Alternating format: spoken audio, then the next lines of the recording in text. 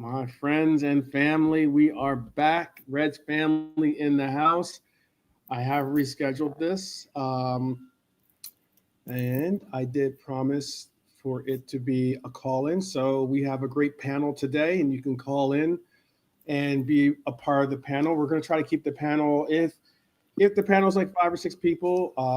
We'll just know you can call in, but you'll probably be a part of the queue until until someone steps out. So it's not too many people in the chat. But we're joined by Scouts Lee. Big up, Scouts Lee. How are you? Scouts in the Hey, house. good, mate. Especially after the result. Yeah, tell me about it.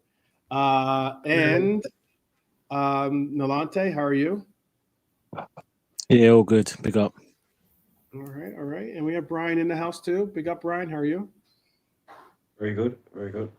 Pretty good, pretty good.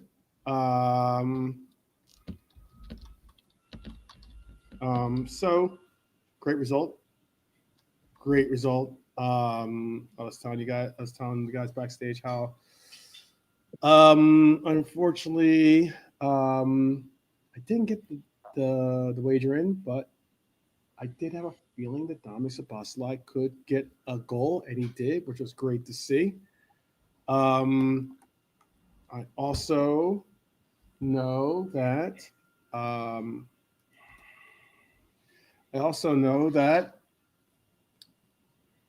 a good performance by Kerkez, to be honest with you.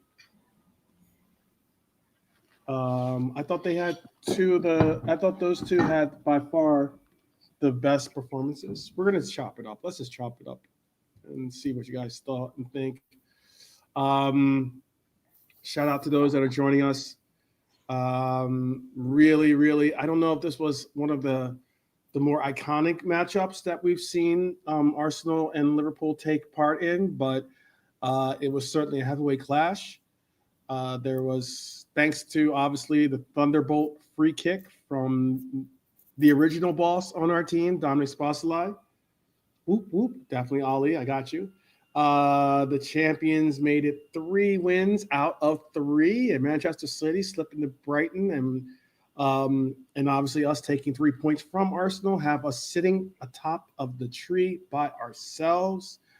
We'll dive in again to Dom Szoboszlai's brilliance. We'll dive into Kerkez's growing influence. Actually, he had I thought he had a very excellent game.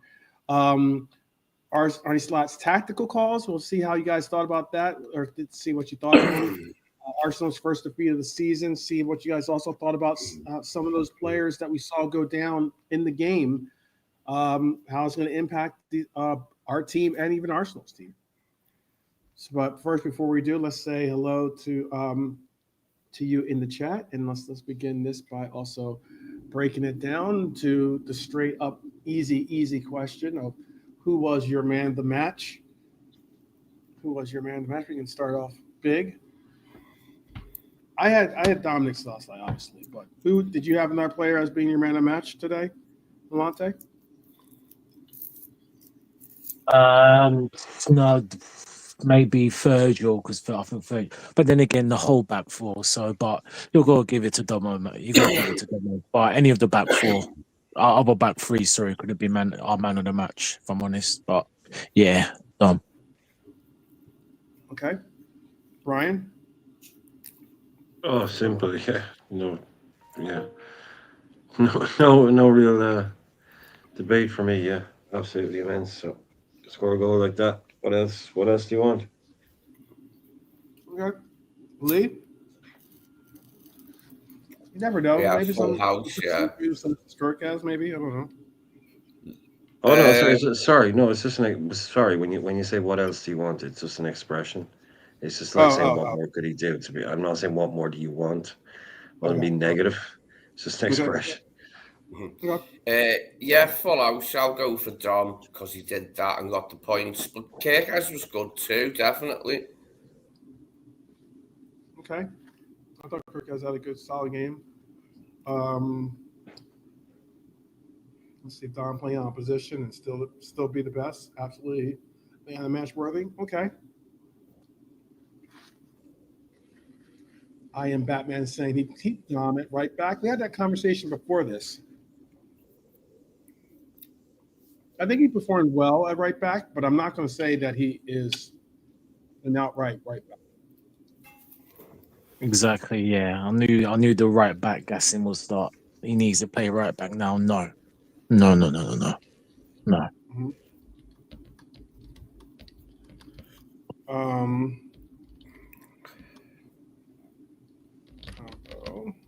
All right, I'm gonna put the link into the chat as well.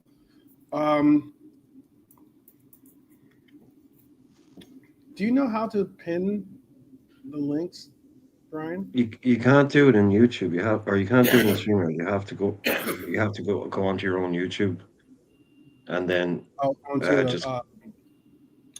basically watch yourself on Studio? YouTube, and then no, just like go into YouTube and just watch your own live stream, and then you'll be able to click on the comments, the 3 little dots, and one of them will be pin message.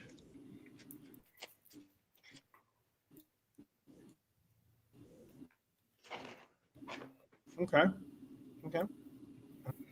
I always thought it was like a feature that you could do it, but I got you. Mm-hmm. Big up Polo, big up Red Armchair Supporter. Big up. I think get myself on here.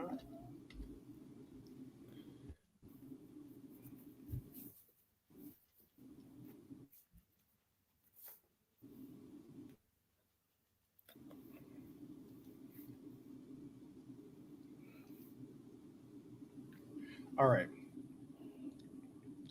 Let me get that pinned for you guys in case someone does want to join the conversation.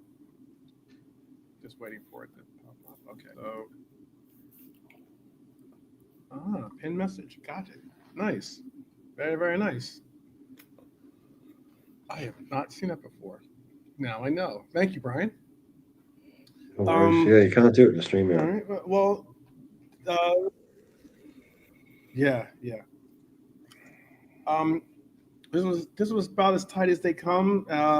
Did you hear that apparently Saliba was injured in warmups, and Arteta still chose to put him in, and that's why he had to come off so early, without really, because it didn't look like it wasn't an impact injury or anything like that. It's a pretty wild situation. Do you think he's going to get a lot of flack for doing such? Didn't hear that. I heard the commentator say he went down before he got injured, or when he got injured. I heard the commentator saying he'd gone down a couple of minutes previously. Mm-hmm. But I didn't hear about him doing it in the warm-up. In the post-match, before they went to the Crystal Palace Villa game, I think one of the Robbies said that he was apparently Arteta admitted that Saliba was injured or was hurt in the warm-up, but then he decided he must have approached him and said, "Hey, do you think you can go or not?" He must have said, "Yeah, let me give it a try." He gave it a try for a couple of minutes, and something tweaked, obviously, to the point where he had to sit down for what wasn't. It wasn't like he got hurt or hit or something like that. So, just great to go into the international break with 3 wins now, isn't it? Yep, 3 wins, 9 points. Very, very big. Very, very big. I'm hoping I don't know if I put Ali in today. Thinking about my fantasy football. For long spells, both sides canceled out each other today. Arsenal usual set piece threat was. I don't think they were a threat from the set pieces. I thought we performed pretty decently against their set pieces. Yeah. They've done well. Rice didn't deliver. Yeah, and that. Or OD, whoever. Yeah. But Arsenal doing a lot of outswingers. Yeah. Don't know why they're doing the outswingers for. But end of the day, we did our job. The commentators Yeah. over here mentioned that too, about how like Yeah, before this game they had only done like 4 outswinging corners or yeah, something, since Sky. and then You know, also after he had about 3 or 4 corners, I felt quite safe because we seemed to be defending them well. And I felt a lot safer, like, after the beginning of the game, because we just didn't look as, mixed up at the back. Everyone knew what they were doing, and we didn't concede. It was just, it was really good, wasn't it? It's great to win 1-0 sometimes, isn't it? Great to win 1-0 sometimes. it is, especially when you win against a team that you're, obviously trying to fend off and will most likely have to contend with the league for. It is just getting, especially since I guess too, because we had so many, we've had so many games where we've let in bad goals, and people have been talking about our defense, so critical of our defense. Crystal Palace is playing today, and Mark Gahey is starting in that game, by the way. Despite the fact of him being rumored that the deal will be complete. And I Am Batman's asking that question. He's saying, watching Gahey, does that mean he's not coming to Liverpool? It does not mean that. It just means that Crystal Palace are willing to roll the dice on him not getting injured and impacting the deal, obviously. Polo saying Arteta's tactics were to contain LFC attack. All right.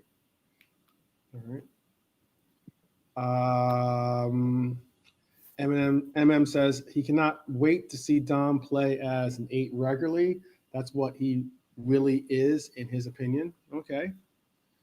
I don't know if that's going to happen anytime soon, but considering that we don't really play with 8s at the current juncture, but we used to.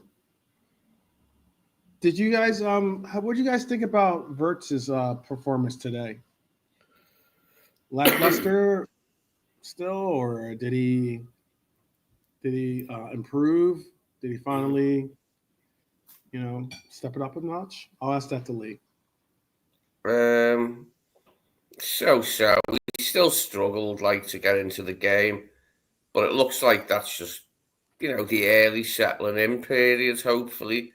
He's got to get to grips with the Premier League. It carries on today, really, that he struggled to get into the game, really. But a little bit better, maybe. A little bit better today. Okay. He did have one opportunity that if it had gone, it was on target, but it just unfortunately got blocked. Did you think the game was heading to a 0-0 draw before obviously Dominik stepped up? Did you think we were headed to a 0-0 draw? Was that the vibe that you were getting, or did you think that there was a goal in this one, Brian? Oh, never at Anfield, no.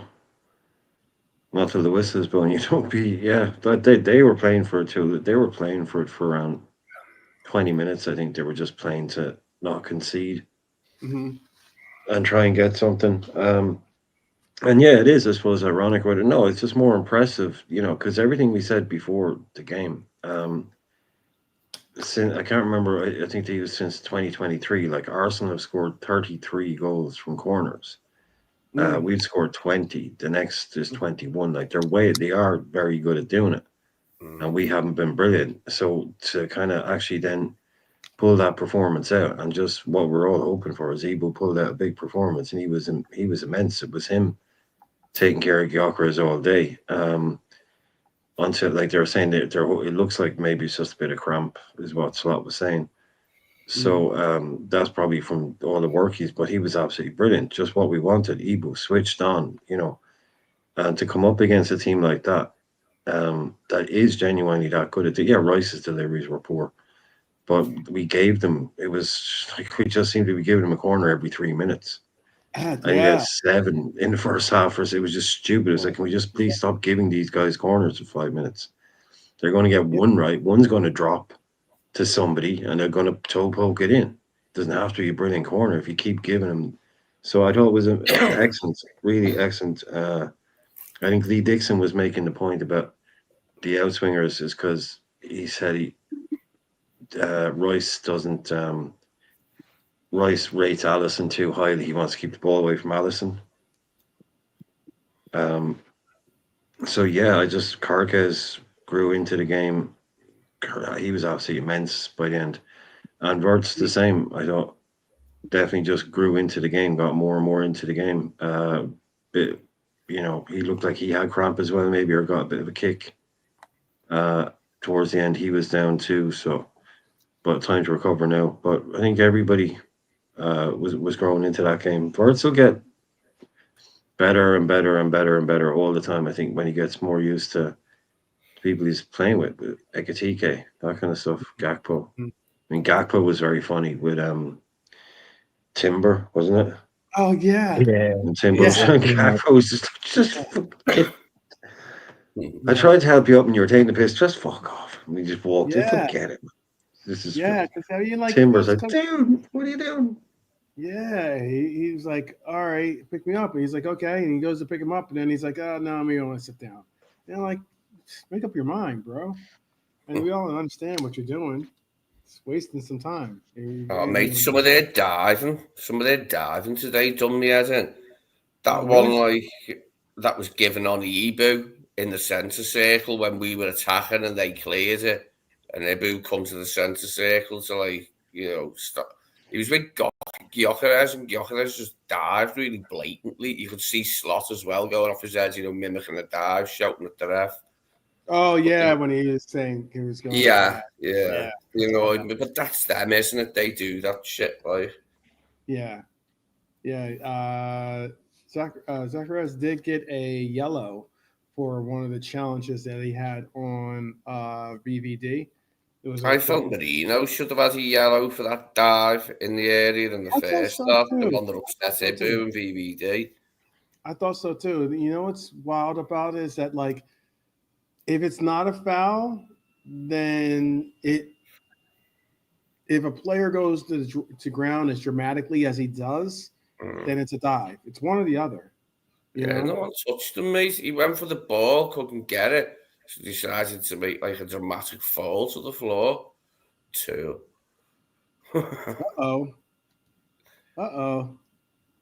Get ready. Get ready for battle. Yes. Colonel. I think kind of go. Yep. And I don't mean KFC. Oh, that Colonel. Oh, he's back in the building. Colonel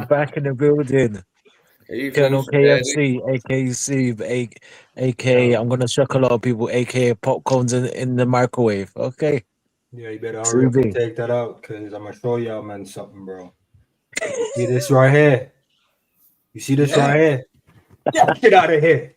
Get that out of here. Yo, we got free kicks like that for 2 years just sitting on the bench.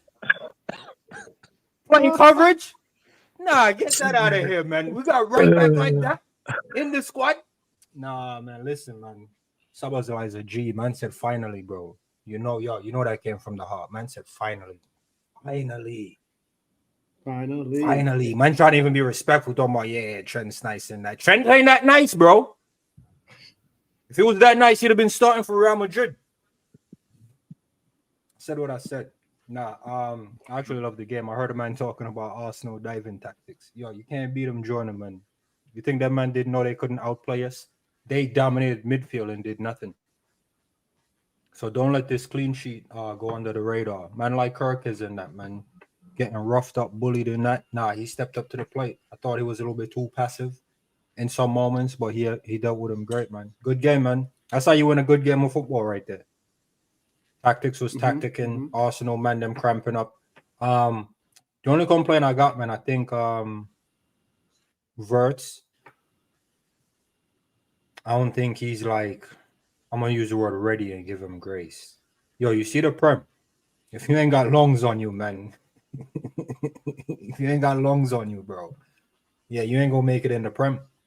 12, I think if you redo your link, the if you want, the if is attached to the link. So I saw. it's kind of messing up people clicking on the link and that. But it's a good game, man. I repinned it. Yeah, it's a good game. I enjoyed the game. Bowman, Wasteman, whatever they want to call him. He ain't a prodigy, bro. He ain't a prodigy, fam. He ain't scoring last minute winners. I ain't see him do nothing to uphold the prodigy. Yeah, he might be a prodigy in the under 18s playing with kids. Man was introduced to Kerkez and VVD, bro. Prodigy don't do that when they come up against Kerkez and VVD. They do prodigy things. Nah, he ain't a prodigy, man. You know what? Arsenal, long may you bring this kid on with 10 minutes to go. See how far that's going to get you. No way. There's nothing special about him. Tell me one thing he did that was special. Yeah, he ain't special. Arteta squad. He's 15 playing at Anfield. How about that? I don't care if he was 25. He ain't did nothing special. That's special in itself. To be 15 years old. Listen, 15 playing at Anfield. You know what's special? Coming on in extra time and scoring a banger. That's special. That's special. Rio knows special. Yeah, but big up the lads on the panel. Sorry for the late manners in that. Big up everyone in the chat. I was properly enjoying the game, and we might have to revisit the right back conversation. Because I'm gonna be honest with you, man. We can debate talent around the pitch. Whoa. Irishman is in the building. Yeah, you blood. Now we need conversations, bro. Please. No. The ref made an abysmal call on Gravenberch and gave him an early yellow. Gravenberch is a baller. Adam Wharton could never. And per your Adam Wharton tactics, Wharton tactics, I don't think it's down to the player. I think it's instructions. We don't play with a man sitting in front of the defense. So Adam Wharton running around in the team, I'm not sure he's going to be able to cut it still. But Szoboszlai as a player, we can debate his talents up the pitch, free kicks, whatever we want to say. I'm telling you right now, bro, I don't see him playing anywhere other than right back. And if he can play a right back and win me the trophy, I don't care about man's dream of being a 10, a 8, a box to box. I don't care, bro. If you play a right back, we can win trophies. What did Martinelli do in the game? Yeah, but that's like... No, what did Martinelli do in the game? Okay. Take your time. I'll wait for any man. The chat, the panel. What did Martinelli do in the game? Let Brian respond. Let him at least respond. Brian. Yeah. Oh, yeah. Brian. Yes. Yeah. He's calling you out. Oh, I know. Yeah. Because he wants to go down one road, I'll go down the other. We don't play with someone that does what Adam Wharton does because we don't have someone that does what Adam Wharton does. So all I'm saying is this is a project. And that's where I see us moving towards, is a player that does what he does. That's all it is. Grav is a top player. He's the best player in that role in our team right now. And that's what we're going to be doing for a while. But to me, the idea that Grav is there's no player out there that's the only player that can do anything. If it's not Wharton, that's what I said. It doesn't have to be Wharton. Some people want Baleba. Some people want these other guys. I think we're going to bring in a guy that plays that role. We don't play like that, though. Like, that's because we don't have someone who does that. I don't think that's I don't know, because like even having a 10, we never played like that. You see what I'm trying to say? So I don't think a Wharton. How do you play Wharton with a 10? It kind of changes the whole dynamic. It's almost shifting us 4-4-2. Unless you're saying Salah goes and we don't go with a right winger, we just go with 2 striker. Then I guess it's a conversation for the future, then I think is what you're alluding to. We'll revisit it then. But I just don't know how he plays with a 10 other than a diamond in midfield. Just call into my show and I'll bring up a tactics board and we can work through it. Bro, you got a channel. Yeah. Oh, God, Sleepy, where you been, bro? Yeah. Irish is killing it, man. Yeah. All right, man. I'll come over there, man. Chop tactics. Is it current tactics or future tactics or past tactics? Because it's a different. How Mr. Wharton would fit into this team? No. I'm talking about the way you break down your tactics. Are you doing past tactics? No, but just do a special little thing just for you and me. Special. Oh, okay. Yeah. No, we'll set it up. Yeah. Anytime, man. Well, not anytime, but yeah, we'll set it. Also, it's an open call, and my show is always an open call, and just like so. All right, safe. All right, back to my original question: why everyone was stalling and getting ready to think? Tell me what Martinelli did in the game. I don't think Martinelli had a good game at all. I'll agree with that. Obviously. No, Dom is man of the match. There's nothing out here really. Against a makeshift right back.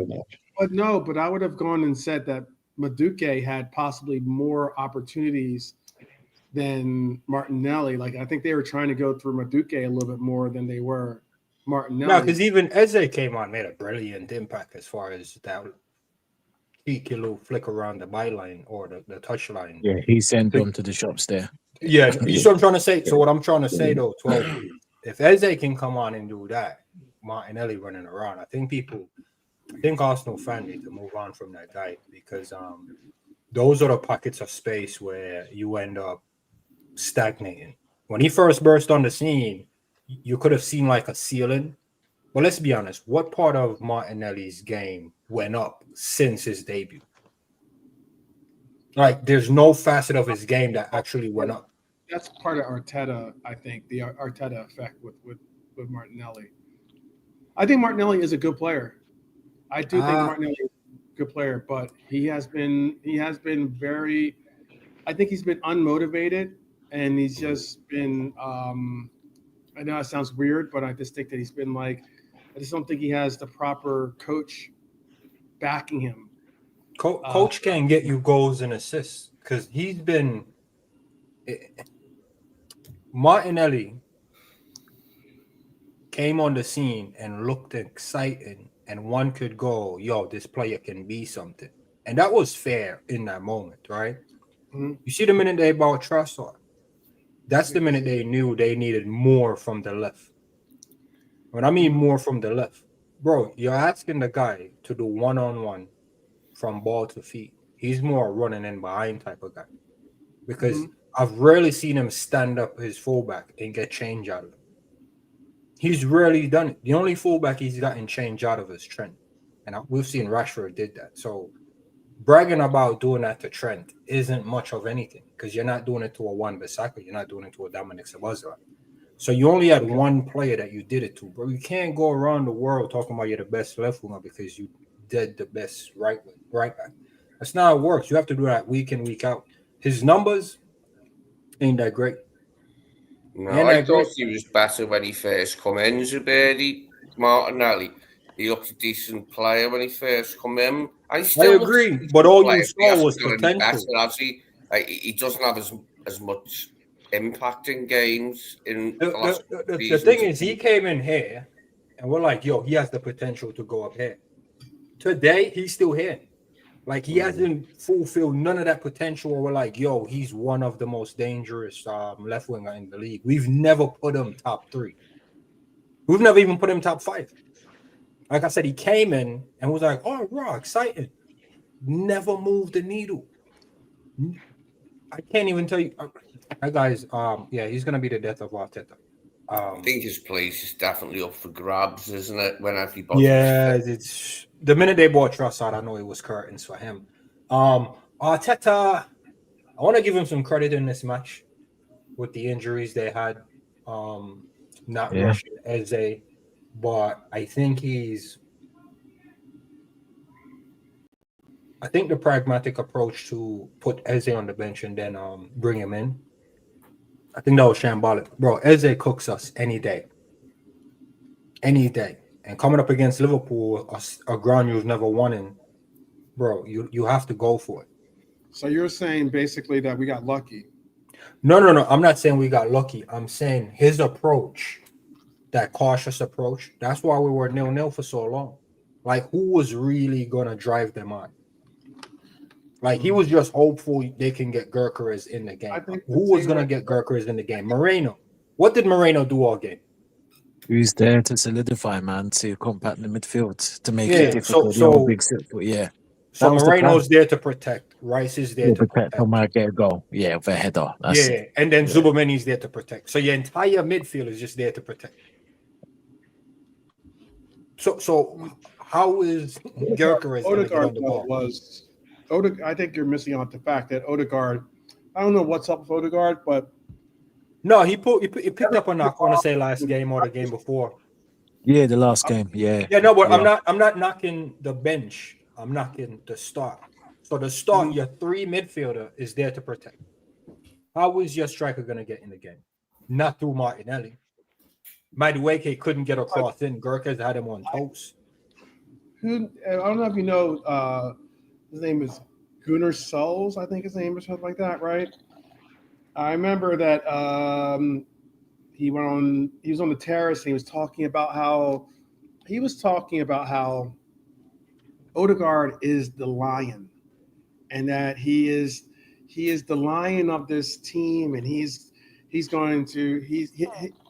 alone can be the vessel that steers Arsenal to the victories that they need. That was last year, but he was just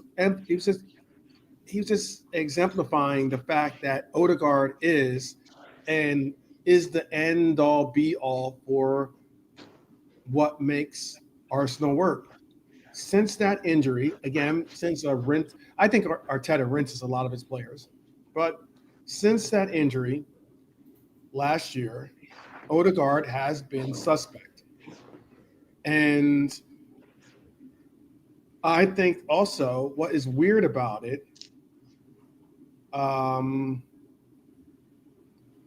was just watching what Pop said. I think it's interesting that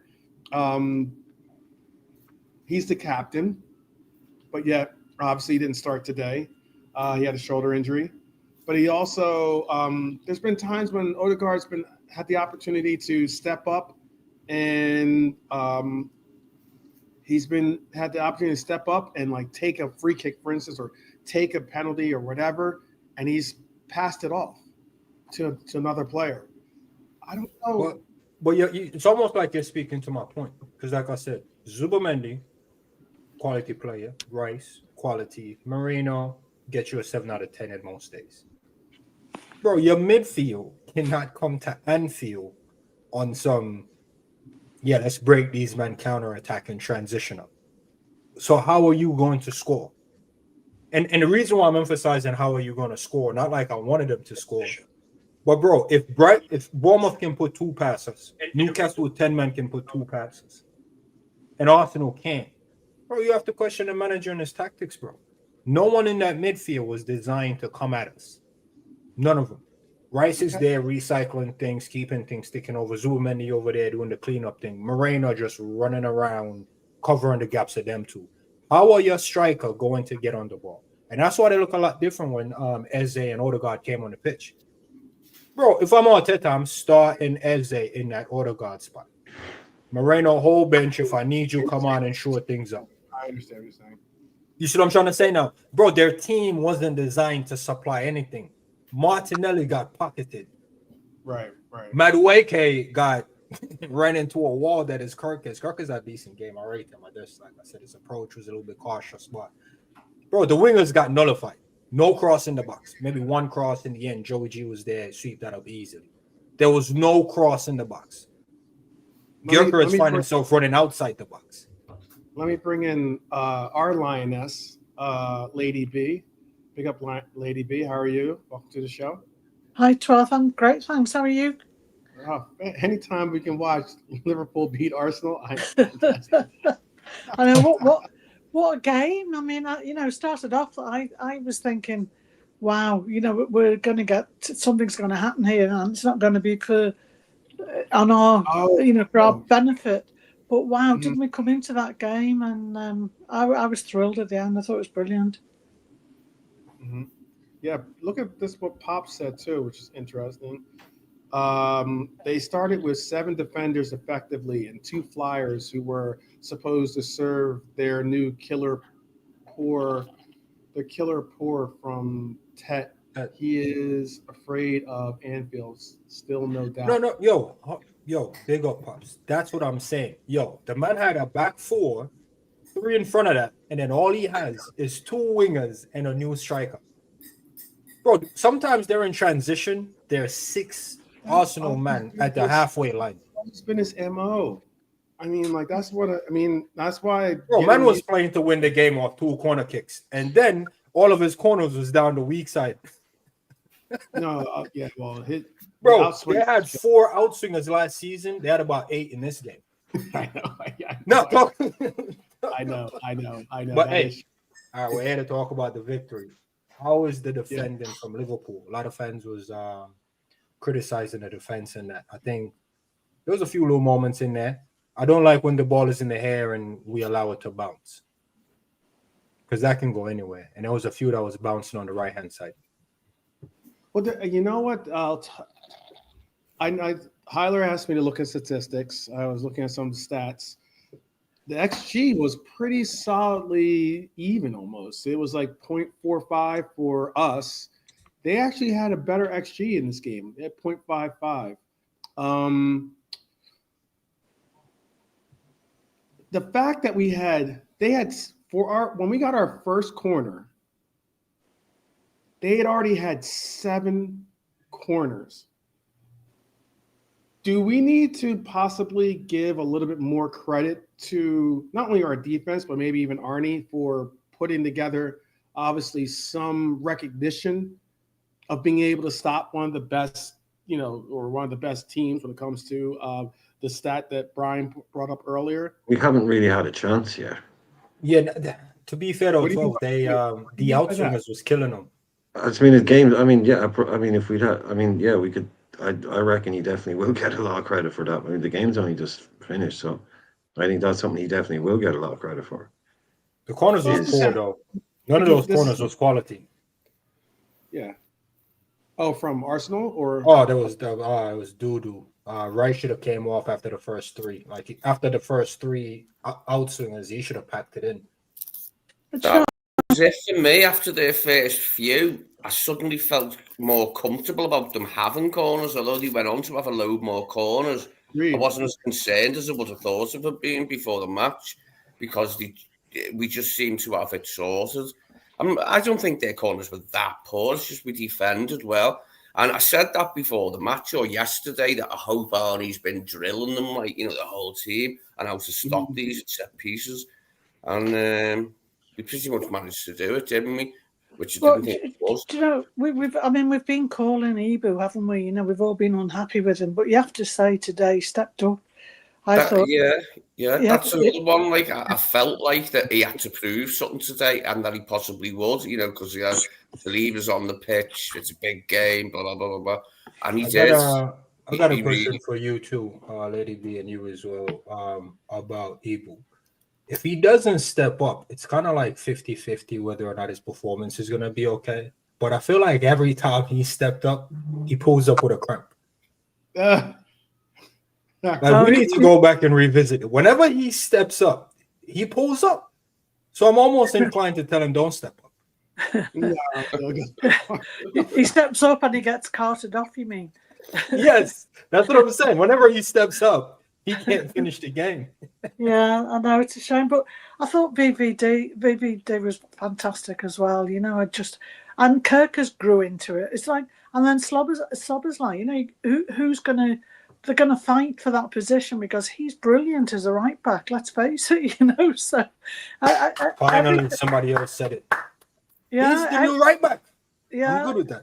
Everything is just getting better and better for me as the game went on. So wait, do you, Lady B, do you honestly rate Dominik Szoboszlai? I think he's had 2 good performances. Don't get me wrong, but you're probably not going to be a bigger Dominik Szoboszlai fan than myself. But do you realistically think that a fit Frimpong and a fit Bradley, you would still want to start Dominik Szoboszlai at right back? I'm just asking. No real judgments. I'm just asking if that's what you think. Well, until he messes up, yes, because okay, all right. He's got a small window. Yeah, because he's he's just been amazing in that role, and he's got man of the match twice, hasn't he, in that role? And he was putting balls about like Gerrard today. I thought. I mean, there's no one as good as Gerrard for me, but Dominik and that 32-yard goal you know, I just thought he had an immense game today, and it's going to be hard to prize him out. And he could defend. He defended really well as well, you know. So get him out of that position. I think he's really good. 12, can I ask you a question? Because I know you love this guy. I'm going to use an example. I feel like Klopp threw Bobby in the 9, and it worked. And he was like, yep, you're my 9. I feel like it's the same thing with Szoboszlai, man. We throw him in right back, and we're like, yep, this works. Like he has, bro, the way he runs around from right back, and he can do that with free kicks. I hear bro, you the saying, man's Trent's replacement, but better. If that was the case, then Fabinho would be our right center half. Well, he had possibly the game of his life against possibly one of the toughest teams. City. Like if he stayed there, he might have saved his legs. But that's what I'm trying to say. Szoboszlai has to stop. First name on the team sheet, Szoboszlai. Where you put him, it's kind of irrelevant. But for right now, that position is right back. Until he goes left back and do a madness, or somewhere else and do a madness, bro, his name is going at right back. I would rather have Szoboszlai giving me 10 out of 10 at right back than Bradley, and I'm question mark what I'm going to get for the day. You know what you're getting from Szoboszlai. Can I say this? To quickly pivot to a player that some were saying does not know how to play defense, Mr.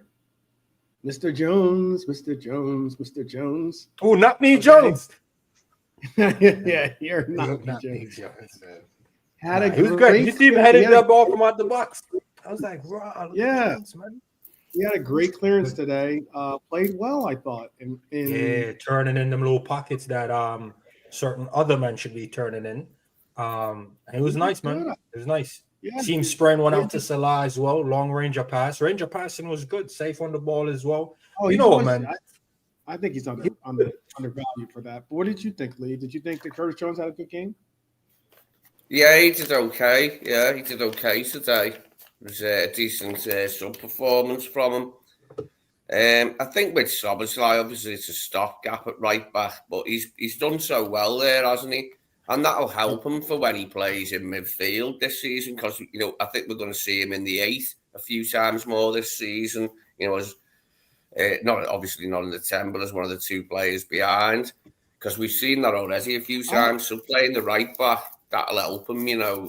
Sort of like all his marking and covering, defending, tackling, and that. Like, this will help him out for when he plays that midfield role. I have a real question for you. I'll have a question actually. Let me start with Brian, and it's for the entire panel, chat included. Dominik Szoboszlai, right at this moment, is possibly one of the most informed players that we have on this team. I know we're coming up to the international break, so it'll be another adjustment to see how informed all the players are returning from that.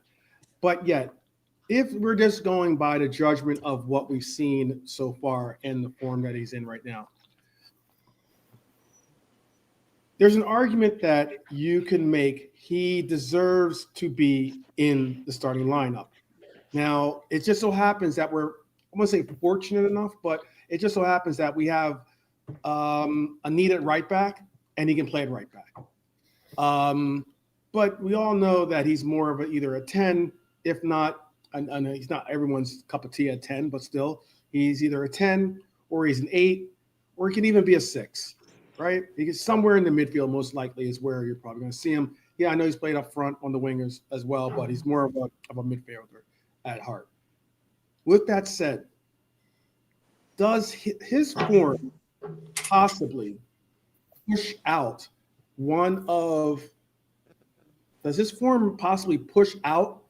another player from that midfield when the right backs are healthy? Let's say Frimpong, because Frimpong's supposed to return after the international break.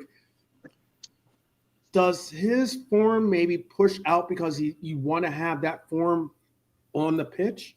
Or does he now all of a sudden go back to being maybe like that odd man out?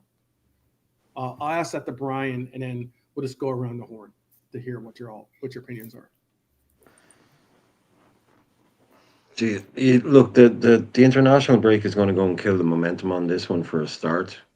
Mm-hmm. We have Bradley, we have Frimpong. I just think they'll get their places back. They'll come in, but we just learned that this guy is phenomenal. Well, whatever you ask him to do, and this role suits him.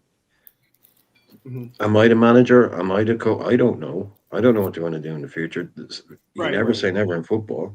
Stranger things have happened where I think, as Barry was saying, he put Bobby in the middle and it worked, and all of a sudden Bobby became the system, you know.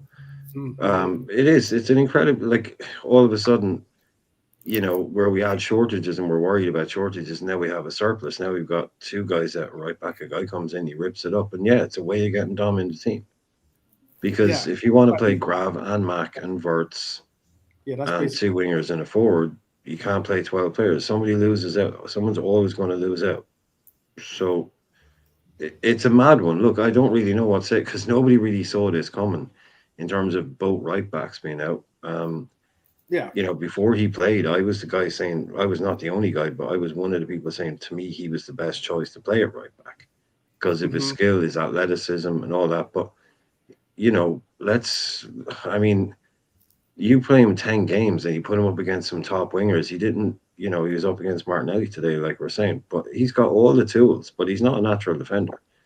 So I think we have Bradley and we have Frimpong, but that's the problem with the game, man. You can only start 11. So if you want to find a way to get everyone in, someone always misses out. Someone always loses out. We can't just, like I said, it's kind of unprecedented. No one really saw this after 2 games, us talking about Dominik Szoboszlai being our right back now. Nobody saw that coming or being a conversation.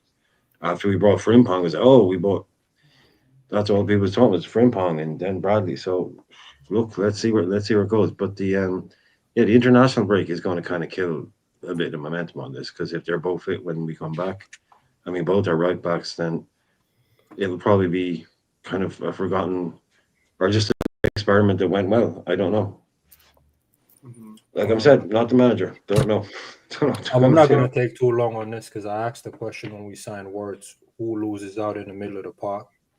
And at the time, I didn't have any evidence who it'll be, but McAllister recovering in preseason and didn't really get much minutes in. He's the obvious one. Gravenberch is a mainstay at the double pivot. Verts haven't really made the shirt his. I know he's going to get a little bit of grace. He's the new player in there. I think the 10 position is just between him and McAllister. McAllister deep in our half, turning on the ball the way Gravenberch does, never works. You always get dispossessed. Szoboszlai quick passes and knocking it around and awareness is a lot more suited for that. And the way he covers is a lot different from McAllister. You want McAllister doing what Jones was doing when he was receiving it, not half turn and probably shooting from outside the box. You need McAllister further up the pitch. So I feel like it'll be him that misses out. I think it'll be Verts, Gravenberch, and Szoboszlai. I wasn't sure. It was a headache for the manager, but he's going to have to figure that one out. Okay, I got you. Lady B, what's your thoughts? I know that you're bullish on Dominik at right back, but hypothetically, Frimpong comes back, Bradley's healthy. We go back to our original plan of having one of them at that spot. Do you know what, Charles? I'm like old-fashioned in the way that I like Shankly's way.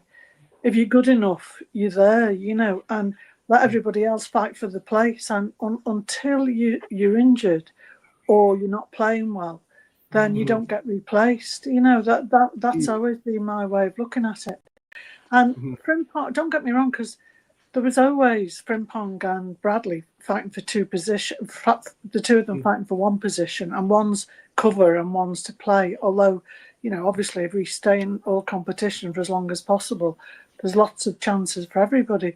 But I still think you can play Frimpong further up and Bradley. And if there's any, any problems with anybody else in midfield, or Grav goes off, injured, or he needs a rest, we can still maybe move Dom up or put them in. And I do agree. I think McAllister needs his time managed at the moment because he's not fully fit yet. You can see that, So I still think there's opportunities, but until Dom doesn't, unless that doesn't work, then I'd just keep him there because he's been immense for us in the last 2 games. Okay. How about JK? Welcome to the show, by the way. Sorry for the. Wait, bro. Hey, JK. Hi, JK. Easy, bro. Hi there, Bernadette, Lee, everyone else in the panel. How you cool, bro, Zubri? The question is, mhm. Dom possibly the most informed player I know. Again, we'll have to wait and see what happens after international break. Because, like Brian pointed out, this is possibly the worst time to be. The worst time to be informed is when international break comes up, unless you're concerned about being informed for your national team. But for our club concerns, it's the worst time. If he continues to have that form, it makes a big headache. And we're talking about a headache that's going to include, once again, possibly adding an Isak, possibly adding a Gahey. You put those other variables into it, and all of a sudden, it's a very, very difficult, race to get into this 11. But it's good, bro. I said this, that we need a squad, and hence why we're 2 or 3 players down that we need, So I'm pretty happy that we're going to get these problems because Szoboszlai, bro, remember me and you last season when we were like, this guy needs to really check himself. I'm willing to let him go, I even said. The way he's played this season is the reason why I said that. He weren't showing what he showed us this season. So it's a good problem to have. Szoboszlai, what a goal. I knew he was going to score. As soon as Salah walked away, I said, he's banging this in today. Beautiful. And fair play to him, That's all us fans want, man, is a guy to step up to his potential. Because we knew he's a good player. And he's actually showing us why we thought he was a good player. So fair play to him, man. Proper happy today. Top result. Better performance, I would say, defensively all round. McAllister, I would say he was the weak sort of link. He went great. Curtis sort of stepped up when he came on as well. Good to see. You know what I mean? But that was for you, Dara. There was a question, Lee, and it was by TD. He asked, lads, is anyone worried about Mo? I saw Brian make a comment about it, some others as well. What is your opinion about, is it a problem with Mo? Is it a problem with Mo adjusting to his new teammates? Is it a problem with what is going on with what's the problem in Moland? I don't think there is a problem specifically. I think it's just beginning of the season, and the first 3 games haven't been easy for us. I mean, this wasn't another game that was easy to shine in for Salah. So I'm prepared to give him the benefit of the doubt. A few fairly anonymous performances at the beginning of the season, that's not going to worry me too much. I mean, with regards to Szoboszlai, before the season started, a lot we were talking when we say who misses out in the midfield to accommodate Wirtz, and I think most of us said Szoboszlai. Now people are beginning to wonder, could it be McAllister? For me, it's still Szoboszlai, as well as he's been playing. But it's just a real tonic that he's playing well in different positions, and he can give us, something else like in in different positions and that. For me, I'd still prefer to have McAllister and Gravenberch together than Gravenberch and Szoboszlai. But it's got to be like, Mac's got to be properly fit. If he's not, then play Dom, who is properly fit. We see how Mac is after the break. But, if you said to people before the season started that Szoboszlai and Wirtz would both start the first 3 games and Szoboszlai would be the one getting applauded, you'd have probably thought, hang on, they got that the wrong way around. Shouldn't that be Wirtz? But no, both of them have started all 3 games and Szoboszlai's been better than him, hasn't he? But it's just in the door. We all know this, don't we? I was hoping for a Gomez goal. I was hoping for that too. But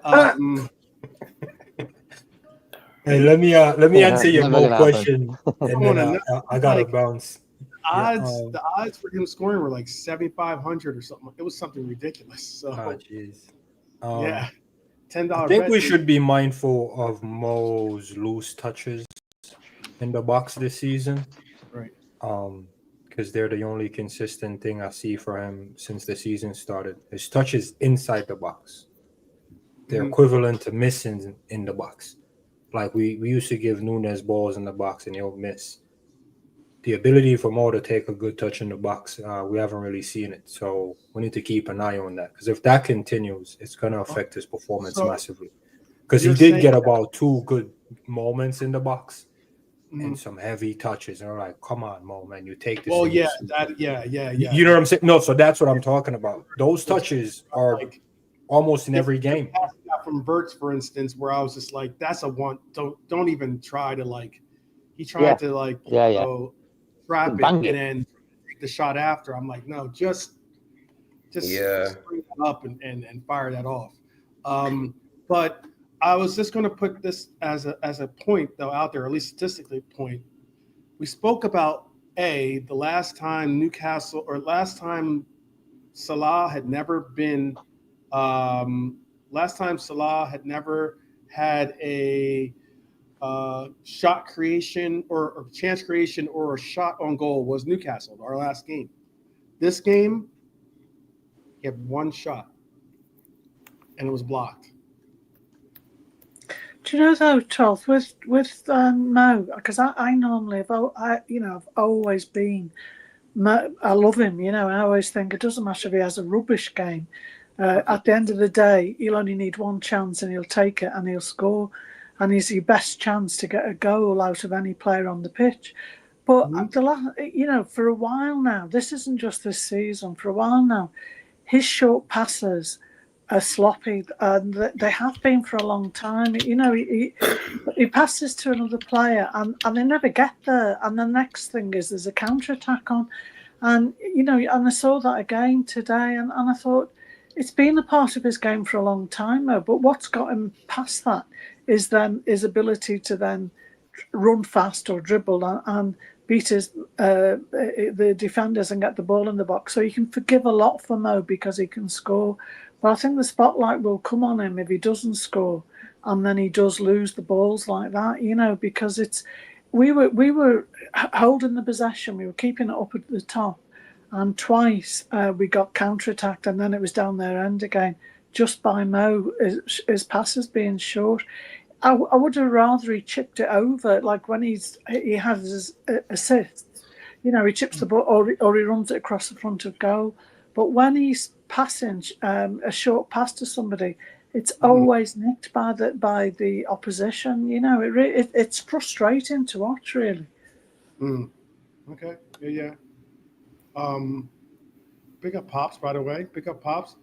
I think that maybe in the Newcastle game, he had 0 shots on target, 0 shots off target. He had 0 shots, period. So that was the primary thing I was saying. Maybe not. He did have 2 chances created. He did have 2 chances created in that game. Big chances created. But the time before that, in the Newcastle game, is the game I'm referencing. In that he had 0 shots. The only time he's had 0 shots and 0 chances created was Newcastle in the Cup final, League Cup final. So, but is this a blip, or is this a trend that we're starting to see? Maybe with Salah, Pops, I'm asking you. It's part of the transition. If we're being honest, we did an extension for 2 years, but for probably 4 years prior to that, we've been saying, all right, we need a backup. He hasn't had a backup. There was a point in time he and Mane played left, right, and it was just the two of them every match, every 90 minutes all the time. Then Jota came along. So we've always been in a situation where he's been the right-sided guy and nobody else. You added Chiesa last season, and we all saw what happened to him as far as the minutes are concerned. I'm struggling in terms of what he's being asked to do because you're camping him out on the extreme right, and I expected to see him and Gackers closer to goal this season with overlapping wing backs in Frimpong and Kerkez, providing the extra width, which gets them to more on the inside where they like to cut in and shoot anyhow. But to me, still sort of on his own on the right-hand side. And yes, he was sloppy at points today, but there were points when he picked up the ball deep on the right-hand side. And when you looked at, there were 7 white shirts in the box. And it was just him and Ekatike, or him and Gackers, or him and you're saying to yourself, all right, well, what exactly we expecting him to do here? Dribble 4 men and score? Or for me, it's just maintain possession. We've been too sloppy in possession in general, and he's part of that sloppiness to me. And that's because, well, maybe in my mind, he's not getting enough touches because his touch has been off. But he that's something that we got to figure out as a team. We got to figure out what he's supposed to do. Because for me, I just don't want him to be the leading scorer. Because if he's not the leading scorer and he's still getting numbers, then it means we've transitioned to the point where we're saying, good, the striker who's come in is doing the job he's supposed to, and you're now doing the job that we want you to do in the new phase of the development of what I consider to be the next phase of Liverpool. Because he's on his way out. Not that he's done. There's not me writing him off or any sort of things, but we're in that position where in a couple of years' time, you're looking at something new. So you need Verts, you need Ekatike, you need Gackers, you need Rio, whoever. You need them to be more involved, because you can't expect this man to do it season after season after season when you pass 30 now. Let's be honest. And even he said it in an interview. When you look at him, he's not Messi or whatever you want to consider him to be. He says, I have my moments. Things will happen in the game where I'm not involved or whatever. But in that minute, in that moment, in that whatever, and we saw a lot of that last season. And people get upset when you say, well, oh, Mo had a good game. Well, no, he got the currency.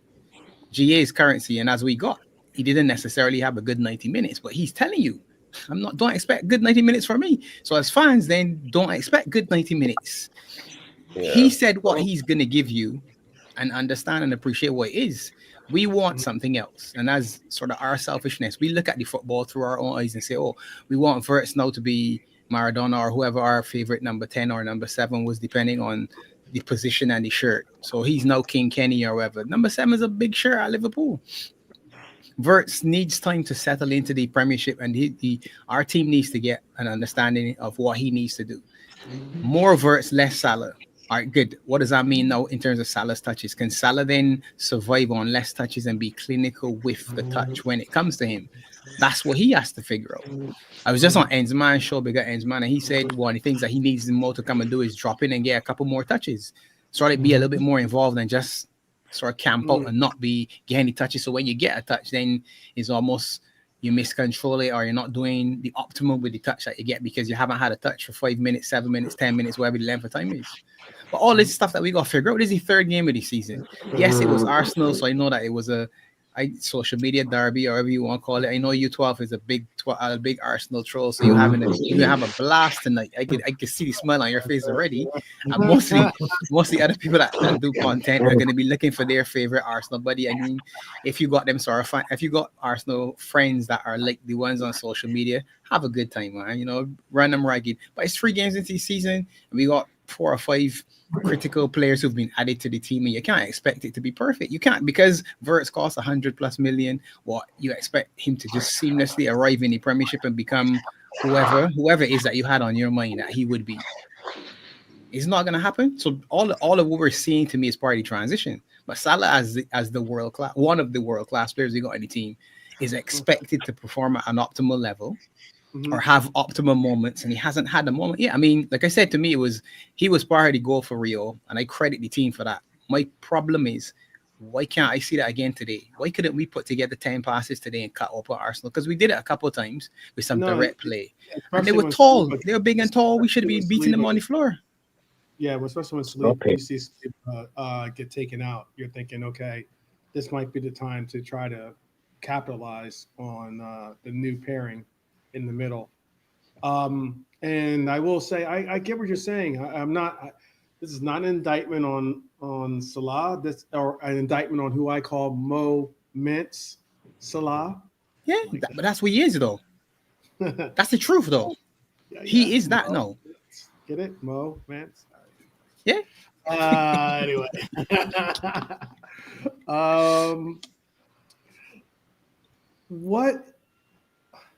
What I hear is he needs to come back and he's been given the freedom to kind of, I wouldn't say poach necessarily, but to not necessarily have to do the work of tracking back and playing that, and getting deep into helping out. But you're saying that maybe that's the only way he's going to get his opportunity? Is that what you're trying to say, basically? Not so much opportunity. On that too. I think just because without Frimpong playing, and you have Dom at right back, and he's in the extreme right of the pitch, there's nobody close to him really. So when he gets the diagonal, he's 1 against 2, maybe 3, and then you're waiting for Dom to make a run up or something else to happen. We got to figure out how that works, because with Kerkez playing next to Gakpo, you saw a lot of opportunities where Kerkez went around the outside, Gakpo came on the inside and had a pass or a shot. Mm-hmm. Mo doesn't have that without Frimpong playing around him. With Dom playing at right back, Dom is going to invert and sort of add to the midfield and do a little bit more going diagonally, and then look for him on the sort of overlap. He has to figure out what that means now that Dom is playing at right back versus when Frimpong plays at right back, and you have that additional piece that comes around you on the outside. Yeah, that can overlap. Yeah. Yeah. Or when you add a piece in the midfield that comes further over to his side, like when we scored against Newcastle, it sort of developed on that right side of the pitch where he was then involved in the cutback where Rio then scored. If you can remember, that's how the interplay worked, right? Without the interplay that we're talking about, then he's gonna struggle. It was Chiesa. Chiesa was in the middle. Right. So Chiesa came over. Harvey Elliott was over there as well. Ibu was sort of like right backish where he started the move, and it was all of the Gravenberch came over as well. Beautiful little 1-2. That football is exactly what we needed to do today. We didn't do enough of it.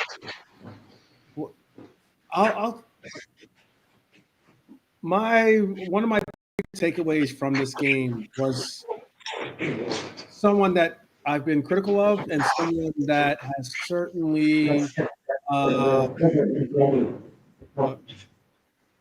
someone that's I've been critical of, and someone I've been watching or believing that would eventually show and prove his worth. And I think today is the day that we saw the young man really, really hunker down and put in a shift. That's Milos Kerkez. Yeah, man. His energy on the flank was relentless. He made a couple of really, really good, crucial tackles in the box spot. He shut down Arsenal's wide play, especially with Saka missing. You're thinking, oh, well, obviously Madueke isn't Saka, but Madueke isn't chopped liver. He's a good player in himself. He has pace, and he certainly is creative with his approach. But what was your assessment? I'll bring Brian. Actually, I heard was dealing with something. Wait till he's off mute. No, that's fine. Sorry, that's fine. What was your assessment of Kerkez? I think he had a great game, and I think that I'm hoping that this is the. It sucks that we're at this international break again. I'm sure he'll probably play for Hungary, but still, I'm hoping this is the turn for him. This is that. Okay, I get it. Defensively, at least. Yeah, we're very unbalanced in our defense. So he's been asked to do different things. He's been asked to come into a whole new system, a whole new way of doing things, a huge club, lots of pressure. First game against Bournemouth, against his old club. Big game, first game at Anfield after everything that happened during the summer. A lot of emotion around. So one of the best young left backs in the Premier League for the last 2 years. Right. And I think he's just going to go on and prove that. I mean, just the amount of changes that we're making tactically, the way we play, the way we build up, the new players that we have, new coaches. I mean, the idea that this was just going to happen overnight, I'm happy with a lot of what I'm seeing. 9 points, 3 wins, big, huge. We were speaking about it last night. Keeping a clean sheet against Arsenal is a statement because shaky Liverpool. They got a lot of attackers, but they look wide open at the back. All that. Now I know, like I said, Arsenal came here with 3 defensive midfielders. Like they weren't all sticking and holding, but 4 centre halves, 3 defensive midfielders. This is not a team that came to do anything really. 70 minutes they were looking for. We'll try and keep a clean sheet and maybe nick one. It's an incredibly defensive team the way they set up. So I thought it was a lot of like, just kick the ball deep and have Martinelli or Madueke like. Well, they kind of try to. And there were some really good balls that they tried. Really good, yeah. They tried for a while earlier on, but there was a point around 70 minutes when you can see they're just like, cool, let's do this. Just not much ambition, but then obviously the goal, they start throwing things at it. They start throwing Odegaard. I think Eze probably should have started that game. If Eze had started that game over Martinelli, I think we might have had some problems. Great. So I think we got things went our way that way. But it was massive. Like, Rice was poor with the corners and they weren't on exactly the right side for him. But we held up to that defensive kind of onslaught, corner after corner after corner. We stood up to that. Whole back four was excellent, like Hyder was saying. And Kerkez is the kind of player that I don't know if I'd say kind of maybe about him getting it. I think he knows what it is, but I think it's about him kind of just feeling like he belongs here. Like, feeling like he's good enough to be here. And then you'll start seeing the best of him. Because he's got all the ability. You saw him at the end where he's holding off 2 people in the box, Yeah, I don't know. He almost looked like he's about to do a piggyback job again, but one of them. But I know what you mean. I know exactly what you mean. Latte, you're about to comment on what Brian was saying too?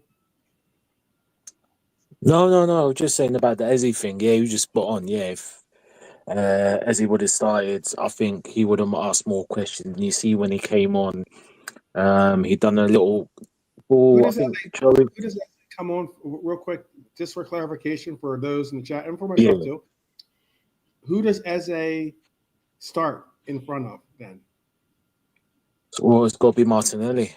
Because Odegaard is captain. I mean, no, in today's game, if they just Odegaard was out injured, but there's nothing wrong with Eze. If they started Eze over Martinelli, I think we might have a tougher game. He's fit. He's match fit. He's ready to go. I was just asking for clarity in a sense because I know people want him to start in. Just as Pops just said, there are people out there clamoring for Eze to be their Odegaard in essence, like the play at 10 level for them in the shape. But in the shape they bring. Just in the lineup that he went with today, he could have gone with his 4 centre halves, his 3 DMs, and his 3 attackers, which is what he was trying to do basically. And I just think in that team there today, Eze would have been more dangerous on the left than Martinelli. Yeah. See Pops just giving him his choice. He says drop Marino. I guess if you drop Marino, I'm not trying to give them clues or hints as to what they should be doing, but you guess play proper football 12. Keep Zubimendi in, you keep Rice, obviously keep Rice in. Zubi, Rice, and Eze. If Odegaard was fit, it would be Zubi, Rice, and Odegaard, right? Yeah, Odegaard's the captain. He ain't never going to be dropped. Swap Odegaard because he's carrying the shoulder injury. But Eze in the 10 where he's allowed to float. Right. Marino started in the right side. Zubimendi started in the middle. That's why I'm asking that question. Go ahead. Right, so you play a 6, a 8, and a 10, or whatever you want to call it, and then you still have Martinelli and Nani on the wings and the Glock 9 or whatever they call him up front. Okay. But that would then belie the fact that Arteta is scared of Anfield.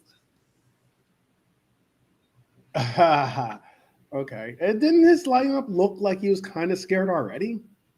Yes, no, that's what I mean. Yeah, exactly. The seven defender says, Yes I'm and no. scared.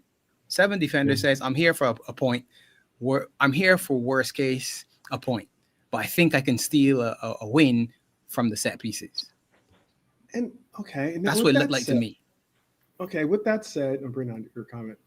With that said, too, because I brought up I know that you watch. Sometimes you get to watch ESPN FC over this side of the pond, so you see Steve Nickel, and I brought up the fact that he said that he would love a draw today. I don't understand. I that. don't think he's. I'll make sure I quote him right. But and I know that he's not necessarily. He'd be okay with a draw today.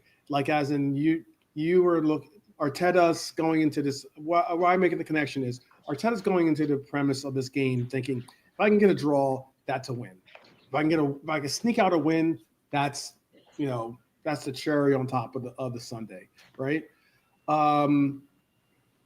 As opposed to Slot's mentality, or at least our mentality would have been a draw at home would be more like a loss because it would be like a win for Arsenal. That's what I was trying to. That's the perspective I was saying. Is that a wrong perspective to have, or I'll ask that to Lee, and then JK. Sorry, could you skip Yeah, that I one again? already knew it. I already knew it. Somehow. Window sandwich, Abbas. You did not hear the question. JK, did you hear what I had to say by any chance? Oh, JK's still on mute. Well, I'll post that back to Brian, Nalante, Pops, whoever wants to. Do it to me again. Just say it again because I honestly am taking something on my mind.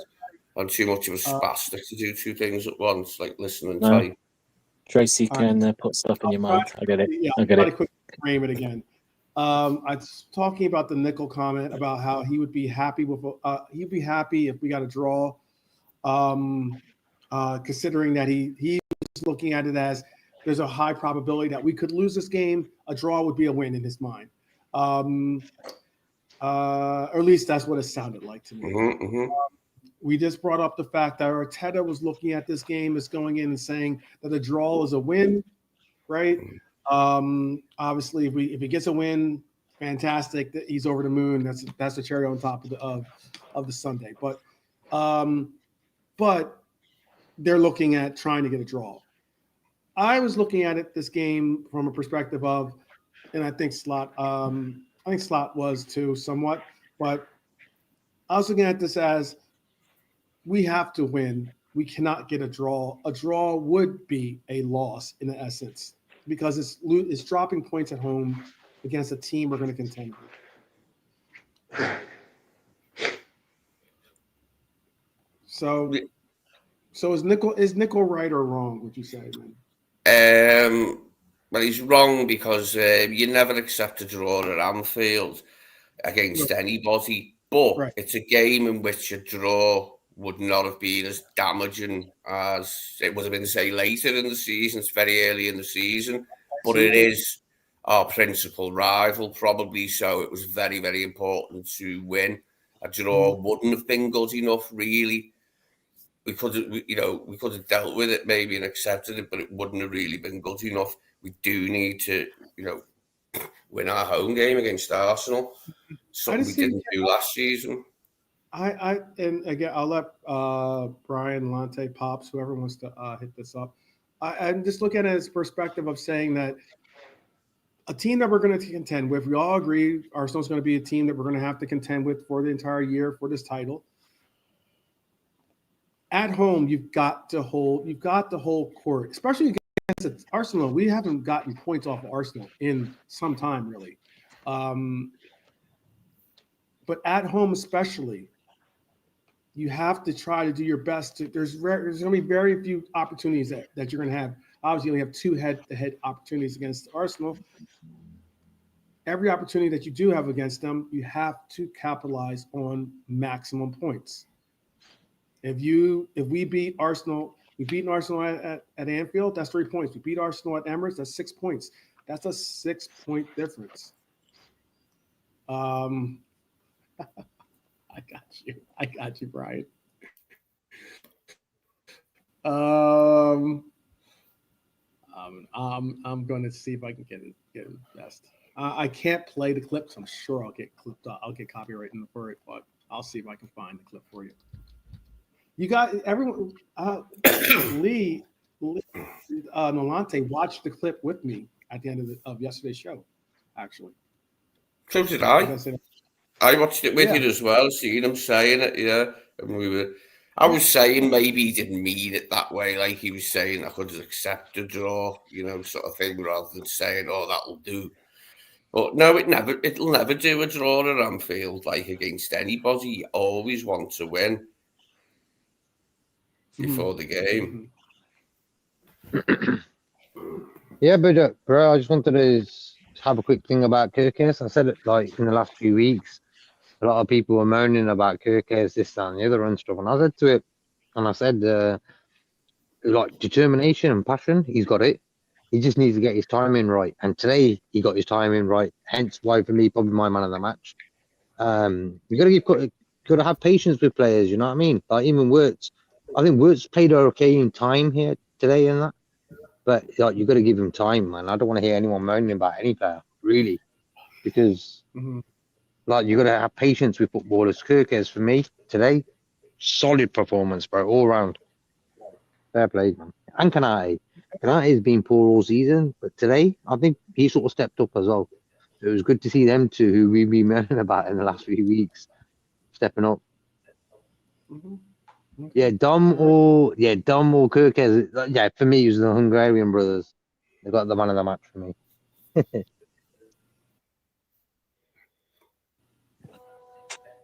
Yeah, I hear that, but I think what it is, people take things out. I think you got to look at things in isolation, and again, like I said, every player that comes to this club, whether we want them individually or not, will support them in the red shirt. But I think with Wirtz and Kerkez for isolation, they've been poor. I mean, we're taking it game by game. They were poor. We can't no one can sit here and say they were great. And then forget about fees; they were just poor. So you take each game by game isolation. If this is in a year's time or 2 years' time, a year and a half, then I think we're all having a different conversation what to bring to the team. But like I said, every game's going to be different, and they're there to improve. And like I said, I mean, no one in the midfield or attack will get anything. I mean, I'll get into that. But the defense, like I said, like you all said, Ibu, Kerkez, excellent Kerkez, because there's twice that I think obviously he's not the fastest, so he'll struggle with pace. And there's twice that Madueke got ahead of him, and you thought, oh, this is going to be tricky. And he defended it well. He defended the credit. I rate that. And, so hopefully he can improve. Obviously Ibu got back to some form, and that's what we want to see. VVD was VVD, and obviously Sobo. Not, and again, I heard someone saying again the Newcastle game that, well, on the Big Six, Toby said Sobo was anonymous. He didn't do anything creative, which again, maybe not, but I disagree. He's all right. And then Sobo, I said I didn't want Sobo to start right back, but he played well and he got the winner. Yeah, forget the winner because people look at goals and assists, and that's fine. I look at the whole general play, and he played well offensively and defensively. Some good and credit. But like I said, I'm not going to jump the gun and say Sobo's got to be our right back now. I'm not going to do that because there will, let's say if people want to put Sobo right back, there will be a game in the future that he gets terrorized, and what people are going to say then. So, he played well. He's done an emergency thing, but I'm not going to say like right back for the future. No, sir. He needs to get Rose position. And in terms of the midfield, look, I didn't want to say it, but I said it to myself quietly. I didn't want Mac to start because he's not 100%. And it showed today he was awful. Let's be real. He was awful. Grav, slowly. Grav was okay, though he wasn't awful, but he wasn't great. He's okay, but he grew into the match as Grav does. He took second half, took control.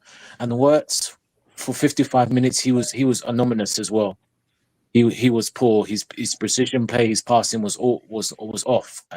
But then after 55 minutes, the touches started happening, and then his passing was much more better, much more crisper. You know, the chance, which obviously the offside goal, I mean, he should have wrapped that either side. That's a goal. But he played better after 55 minutes, and hopefully that will give him a bit of I don't know if he's injured or not, give him confidence. And then obviously, you know, Mo, unfortunately, like Mo was awful, and I know Pop was saying about what Frimpong does, but I'm sorry, there's no excuse whether Frimpong but he was awful, and it's not like he was out of the game. He had positions where he had the ball, and his selection and his touches were just poor. He really should have come off, but that's never going to happen, 100%. And Hugo done what he could do. Really, it was a tight game. So, in terms of the last two games, the attack were cooking. Well, some of them were, most of them were, and the defense was off. And it was the vice versa today, until the 60 minutes. And you know, it was good. There's still things to improve, and yeah, you're happy. But what I will say is, and again, I'm just a cautious one. You know, no one has to follow my lead. If we're still doing these half performances after 10 games, then it will come down at some point. But look, we got the win, better defensive play, more better after 55 minutes from the front, more little bit input, and we move. And in terms of Arsenal, well, Arsenal just do Arsenal things, don't they? I mean, you've got a co-man in charge. You got a co-man in charge. It is what it is. Said from the start, even though one fan said, you know, you don't let Pep assist a co-man come and manage a big club, or if they are a big club, so to speak. And it kind of showed. I think with yeah. I think with us, we exactly that. Yeah. You know, like I said, I think with us, I think with us, I think we just have to have a balance. And for instance, again, I'll see what this September. I don't know what will happen with Matt, but I just think Slot just have to be more careful, not overthink with some of his selections and players, and just have a balance and let these players come into form. That's what I think. Just let these players come into form, and then, you know, we'll see. The season will happen. But look, I mean, good win, and we just move, and there's more to come from the team. And that's it, really. There was a tactical selection today. Obviously, McAllister, as everyone noted, did get the start. However, later on, Slot chose to go and bring in Curtis Jones. Oh yeah. He did good. Yeah. And I just Sorry, Toph. Sorry, I'm just going to say two more things quickly, and I'll let JK you just speak. Just quickly, you just reminded me, Curtis Jones, when he gets a lot of criticism, but when he came on, he was a difference maker. Criticism. He gets a lot. Who? Someone called him what? I can't. Oh no, was it Subi? I think it was Subi. But yeah, no need CJ. No need. Yeah, that's it. When he came on, look. Again, you could have added another sub and fair play. He done well. And then let me just end it with my guy, Joey G. My brother. Yeah. And again, Adam, Brian, you want us to sell Joey? You want us to sell, get gay and sell Joey, yeah? Is that what you are telling me? No, thank you, Brian. Look, that's these guys, not you, Brian, not you. Someone else, not you, Brian, not you. Okay. No, so Adam, you said we should sell Joey and then swap for Gay. Are you crazy? Look what's happened to Ibu now. And yeah, Joey, we can all say about Indy's record, but when he came home, very solid. There was one moment where, in another circumstances, as he just got in front, he could have fouled him, but he made sure he's touched tight, make sure not to trip, in the words that would have been a penalty. So listen, you give him credit, and let's not be hasty, because you want to sell Gomez and cool, no problem, and then Gay comes on. It's just a waste. So I want to sell him because I want to sell him because of the situation which he could get into. We don't know what's Kanate or what's his injuries. Anyone got any news on that, by the way? So, like, for me, we need everyone available now. Like, Simicast is gone, I think. Gomez has to stay for me. If he can stay fit, that's all he has to worry about. Nothing else. Stay fit and come in when we need him. That's his role this season. It was good to see him coming on the pitch today. Yeah, it was good to see him back. Like, if we can have him fit, then that's sound, isn't it? Like, it was good to see him on, yeah, even if Ebu had to go off. At least we know he should be ready after the international break, you know, Yep. to be That's considered enough again time for for everyone. or for any length of substitution. Can I say this too? I mean, Lee being someone who's there on the grounds, it looked beautiful today in Liverpool. Mm-hmm. Was it a particularly hot day or something? Yeah, Europe's hot at the moment. Yeah. It wasn't one of the hottest days we've had recently, but it was nice. It was a nice day. Nice and clear overhead, like I didn't mean to interrupt you. I was just going to say, Ibu wasn't the only person that had cramps. I saw, obviously other players, Cooley. Mm-hmm. Nice one, Lee. Cramping up, and I was just wondering if it was because of the immense heat or something. By the way, it's 2-0. Crystal Palace over Villa at Villa. By the way, at Villa. Bad start for Villa. Yeah, hot start for sure. Very surprising. Brian, did you want to respond to some of the statements about Curtis or? No, Curtis. Curtis is doing a little tidy up job, a little pick up job, and he can start in games now. He's getting better on Arne Slot, which I don't think is a huge shock, but I'm not out here saying people say, oh, you changed your mind on Curtis. I just didn't think Curtis was ever going to be like a mainstay player for us, but he's coming into a role now where we ask him to do what he's good at. Mm-hmm. Keep it tidy, keep it neat, keep it ticking over, and he's been doing that pretty well. I mean, you can't say anything else about him, really. He's a good squad. He's not someone you get rid of, really. He's someone he'd be probably happy with his role. So he's come in, he's kept it ticking over. Gomez, I was saying if we bring in Leone and we bring in Gay when we have Ibu. Now this is before Ibu got injured, and Ibu only has cramp, but anybody can get injured, at any time. So I just said if Gomez wanted to leave and go and join AC Milan and play in Italy, I wouldn't stand in his way. If we had two, Leone and Gay, and then Ibu and VVD. That's the way I look at it. He's been here a long time. If he wanted to go and play, wouldn't stand in his way. But I don't see him as cover for right back anymore. I just see him as cover potentially for left back, but mainly just centre half. I don't think he has the legs to play right back anymore. And if you do, you're probably just asking him to get injured again. If you ask him to play right back, I think.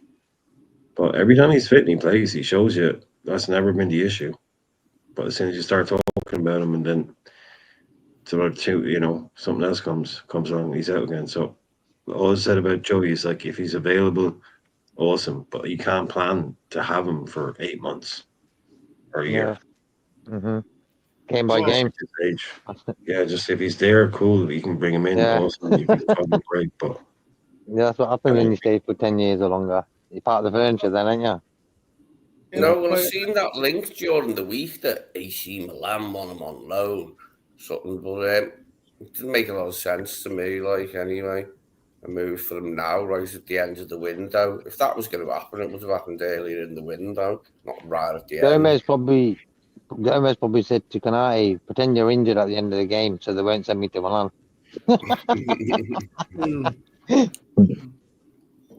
Pops, you are right. There are a lot of empty seats at Villa, by the way. A lot of empty seats. 3-0's it's a battering at home as well, bro. Villa. Was it 3-0? Yeah, 3-0, bro. Yeah. Oh, shoot. At home, bro. Mad. Give 1 second, Rido. Villa, by the way. This isn't at Crystal Palace. No, just here. This is at Villa. Yeah, West Yeah, Ham won he's as well, got didn't they? slow, That'd be haven't he? shocking, no? The Premiership. It's the Wild Wild West. Like I said, Yeah, every man. game can change, innit? Unpredictable. It's the hardest league. Yeah, Yeah, this is it. unpredictable, man. People forget Mhm. that, you know. You think Villa Forest will Yeah. get in the 3 points in them games? They got battered 3-0, both of them. Mad. That's why you love football. By the Unpredictable. way, Mateta opened up the goals for them. Gay got on the scoring sheet. By the way, he got the second goal. Top finish too. Bye present, innit? Top finish. Curler. Maybe not. Top beans. Sorry, Yeah, I think we'll wrap him up tomorrow. It's just weird seeing him play today. I just think that tomorrow is a big day. You know what I mean? We got to get him and Isaac sort of in. We got to, because the way the Premiership is and the way people get injured now, we can't. It's better to be safe than sorry. Hence why for me, keep Gomez and get Gay in as well. That'll be the number one sort of deal I'm trying to sort out, because we need defenders, you know. Yeah. Crystal Palace 3-0. Obviously, our 1-0 win. West Ham 3-0 over Forest. 2-1 victory over for Brighton over City. Yeah, no one's talking about that. City, a real quick question: are City more pretenders than contenders? Ooh. I know it's I only like 3 games. No. Quick answer. No. I could say at this point they are still contenders. Down. Shut that Before down. very long, they Calm will down, 12. Calm down. contenders. Sorry, Lee. Go ahead, Lee. Go ahead, Lee. What were you saying? No, I was saying at this stage they're still contenders for the title, but if it carries on like this for very much longer, they'll be pretenders before long. And they will be pretending if they think they're going to win the league if they carry on like this. And it's good for me anyway. Like I said, I was only like a bit worried about them, but with all the titles they've won and the possibility of Rodby coming back, but he was back today and they lost, so F him. Well, for me, bro, at the start of the season, City and Arsenal were our top, contenders.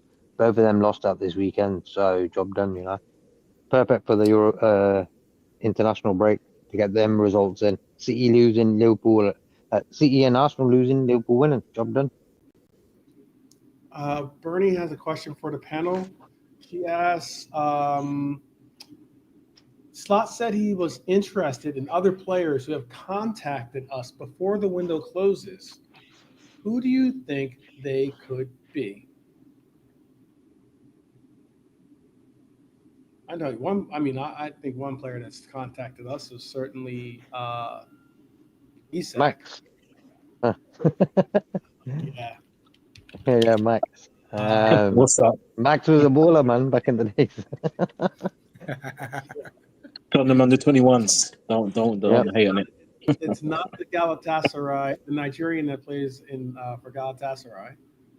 Oh yeah. That's Norman. Bless up Norman, by the way. Yeah, I think Osimhen, has he come in yet? He was at the stadium today. Did you hear anything? Yeah, I don't think he's coming. But I do think Isak's one of them. I do think Isak's one of them. Is there anyone else that you think is the answer to her question? It's Isak, bro. No one else. Who else? You know what I mean? Rodrigo, maybe. But for me, Isak. The whole soap opera is going to be finishing stuff.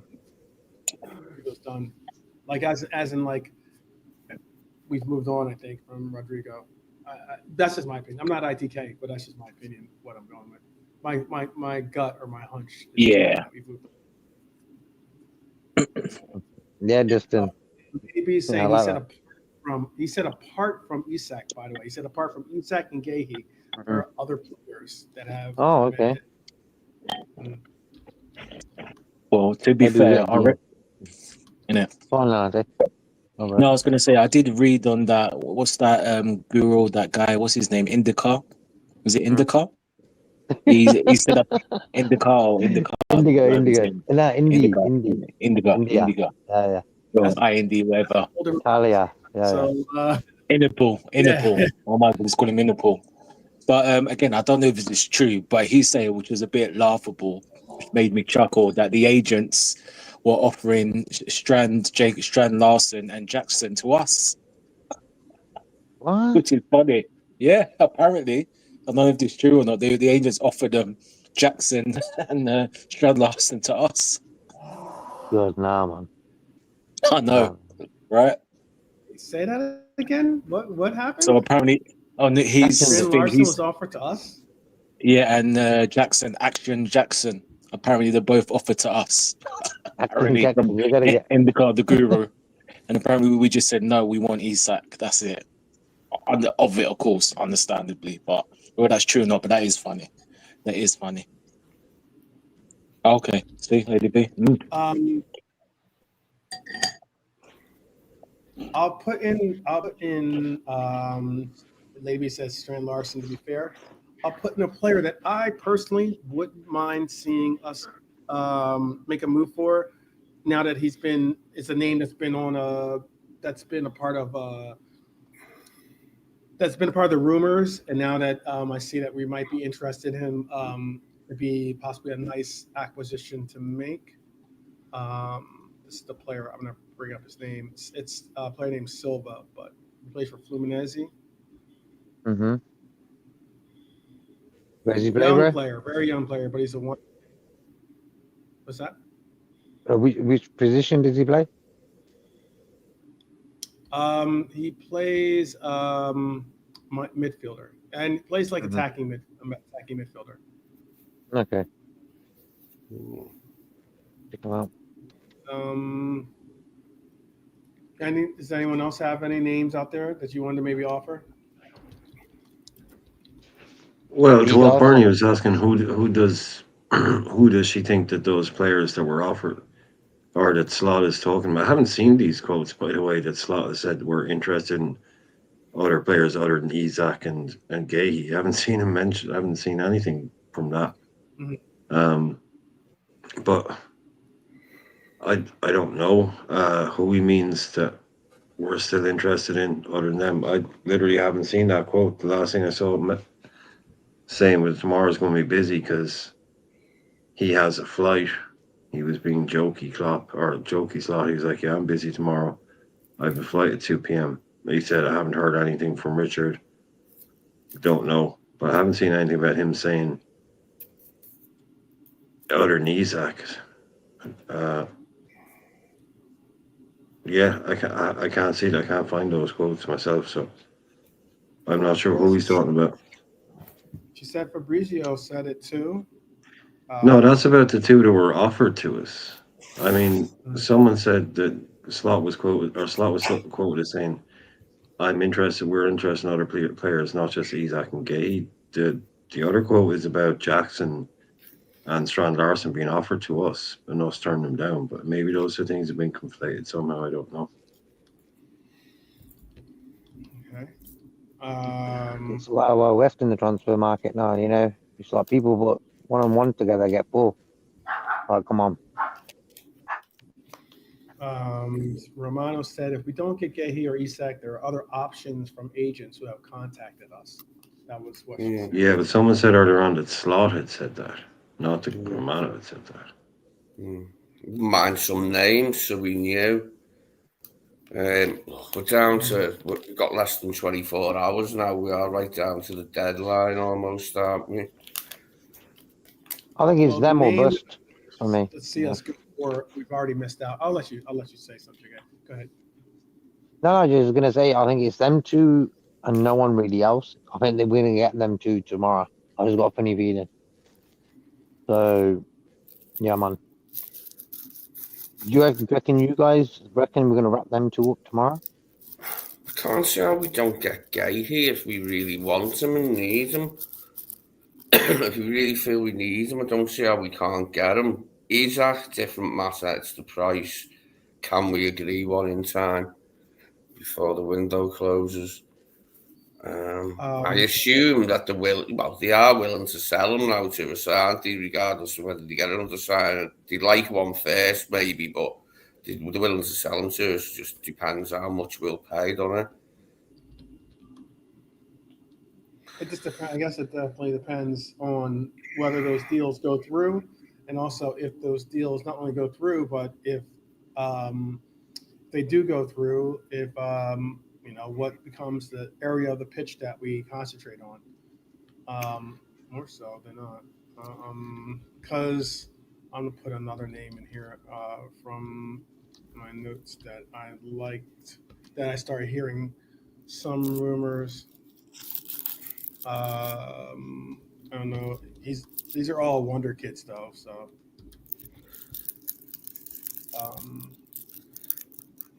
So there was the wonder kid from Argentina that we were very, very interested in, but he's gone to Real Madrid, and as Franco. But there is another player in Argentina that is apparently the truth. His name is Julio Soler.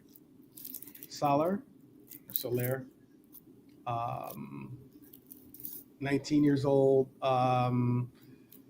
Got a call up to the senior, the Argentinian, senior team. Has drawn interest from some, but maybe with the acquisition of Leone, that one's kind of like dead food in a sense. Like that's probably not happening. I don't know.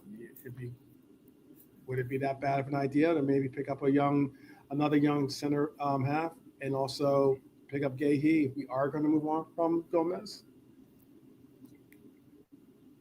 Have you guys heard of it? I know you've heard of Franco, but have you heard of the Julio player? I haven't heard of either of them, to be honest. I haven't heard of that Franco. I don't think I've heard of Julio Soler. I know there's a Soler in the Prem already, isn't there? It's a Carlos. I don't think I've heard of either of these. But if they're good players, then maybe.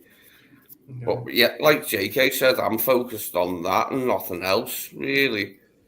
The other two. I'm not sure there are any other names. Maybe if there were, Romano would have. Yeah, altered them. maybe we need maybe we'll get a call in from K-Mac, and he'll update us on who we're going in for. As Red Armchair supporter just suggested, who knows? All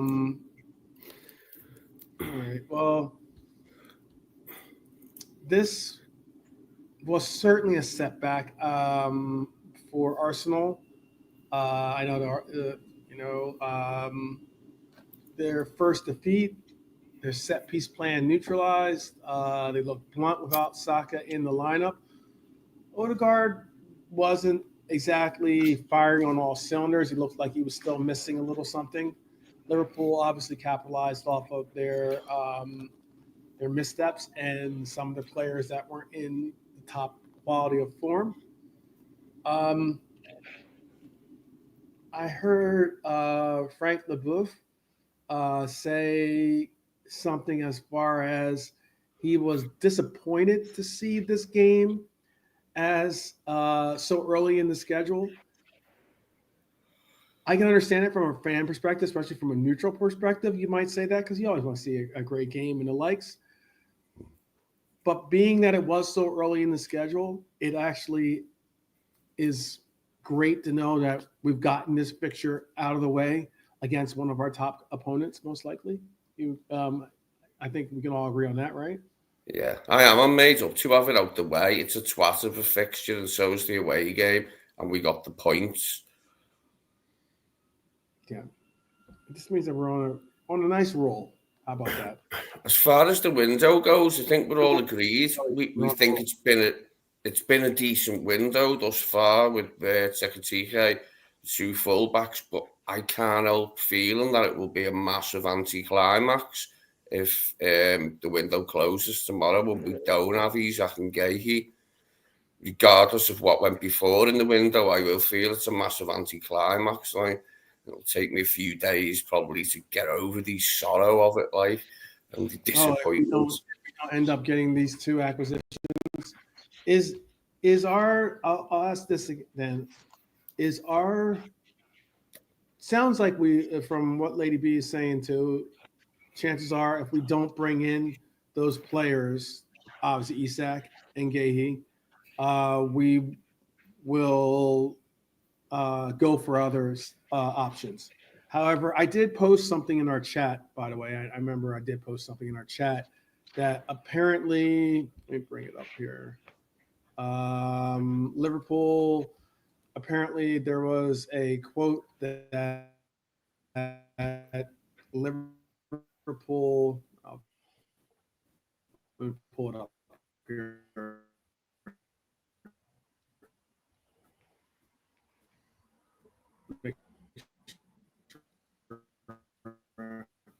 In out. Get the quote right.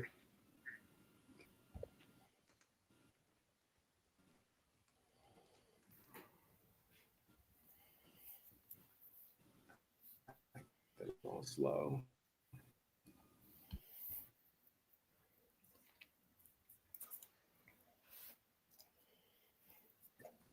He said, this is Ivan Schwarzkopf said, Liverpool have had a bid accepted night for Alexander Isak. Exclusive news tonight.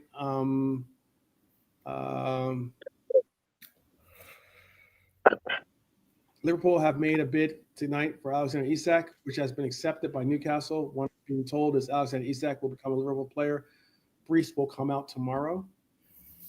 We can only hope that that's is finally the end to the saga that is known as Isak. I broke up with what I was saying. Okay, I'm sorry. I was just basically saying that there was a report that we have made a signature.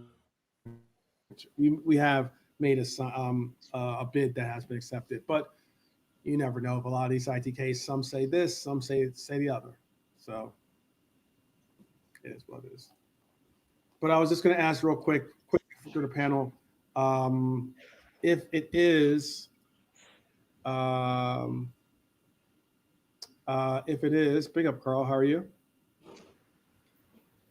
Can you hear us? Can't hear you, Carl. Oh, can't hear you. You're not Can't on hear you, mute, Carl. but we can't hear you. Yeah, he had that problem the last time he was on my show as well. He just left and came back in. It was fine. So. Okay. I'll ask the panel real quick then. And let's just go around the panel. Go Lee, Brian, Delante, Pops if he's here, JK, and then Carl if he gets his sound. Is our window solely dependent on being a good window if we get these last two acquisitions done? If we end up getting let's say let's say they don't happen, but we still get a player in for defense. We still get a player in for as a forward, but they're not those players. Let's say we get Strand Larson, or we get, or we get I don't know, the I think he's Moroccan or Turkish player that you like, Lee. Is our window only going to be judged on whether we get Isak and Gehi over the line? Brian? I feel it will be. For me, it will be an anticlimax if it doesn't happen. I will be severely disappointed, yeah. It'll be an anticlimax. It won't be a bad window, but it won't be what it could have been.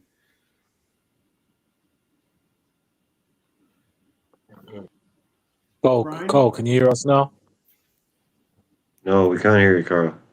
Still can't hear you, Carl. Still can't hear you, Carl.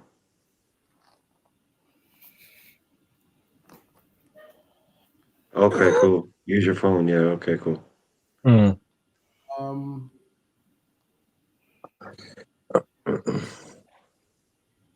All the cameras are pointed at Gehi at the end of this match. The captain. Great goal he scored. Took it from his own half. He like, if you just see the finish, you'd be like, oh, kind of nice finish for a centre half. But He Okay. carried the ball the whole way up the pitch, Hmm. laid it off, and it kind of came back to him. But he carried it like almost, whatever, 50 yards, right the way through the middle of the pitch like a midfielder. Laid it off. A couple of guys kind of messed it up a tiny bit, but it came back to him. He just took it first time, bent it into the top corner. Sorry, Brian. Can you guys hear me? Yeah, there you Yeah. go. There No, you we go, can, man. bro. Yeah, Yeah, all good. I just don't know why. Whenever I use my laptop, it just no sound is coming. I can't hear, but nothing is coming out of the mic. That's good. Well, there you go. You're good there now. You good to go? All right. Yes, I am. Let Brian Finish your thought, Brian. Yeah, yeah. And we'll, No, I suppose, yeah, just on the transfer, like I said, before the transfer window,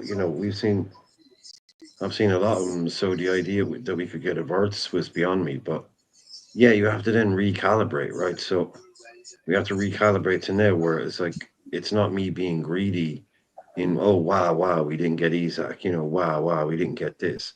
No, the club have kind of made it clear that we can get these players and we want to get them. So yeah, that would be a bit of a kick in the stones, yeah, to not get these players because we've gone right to the end to get them. Like we haven't, a club error that's run the way we are. If we didn't think we were getting these guys, we would have walked away a week ago. But right now it's 9 p.m. UK time. It's 22 hours left. So this is a hell of a game of chicken that we're playing here. So, but it's only because we know we need these players. We've gotten rid of numbers, gotten rid of a little bit of kind of some quality as well. Diaz at that age with a 75 million pound offer, you don't turn it down. But we haven't, like we said earlier on, there's 3 people that played number 9 for us last year, and we've only got 1 in. So the gaps there are obvious. The increase in quality is really good, but yeah, to say that we'd be disappointed only to have Ekatike and Verts and Frimpong sounds a bit kind of big-headed, and the only one of the best young defensive talents. Yeah. It sounds like you're being a bit greedy, but when you actually kind of break it down, it would be a bit of a misstep. It'd be more like, okay, if we weren't going to get them, why didn't we kind of do something different earlier as opposed to not getting the players, if you know what I mean? It's a mad position to be in. Disappointed that we didn't get Ekatike and Isaac and Verts. A year ago, we weren't even in the conversation for these players. A serious conversation. So it's a bit of a head scratch. It scrambles the brain, because us older fans, we've seen us sign a lot of really bad players and have some really bad windows or do nothing windows.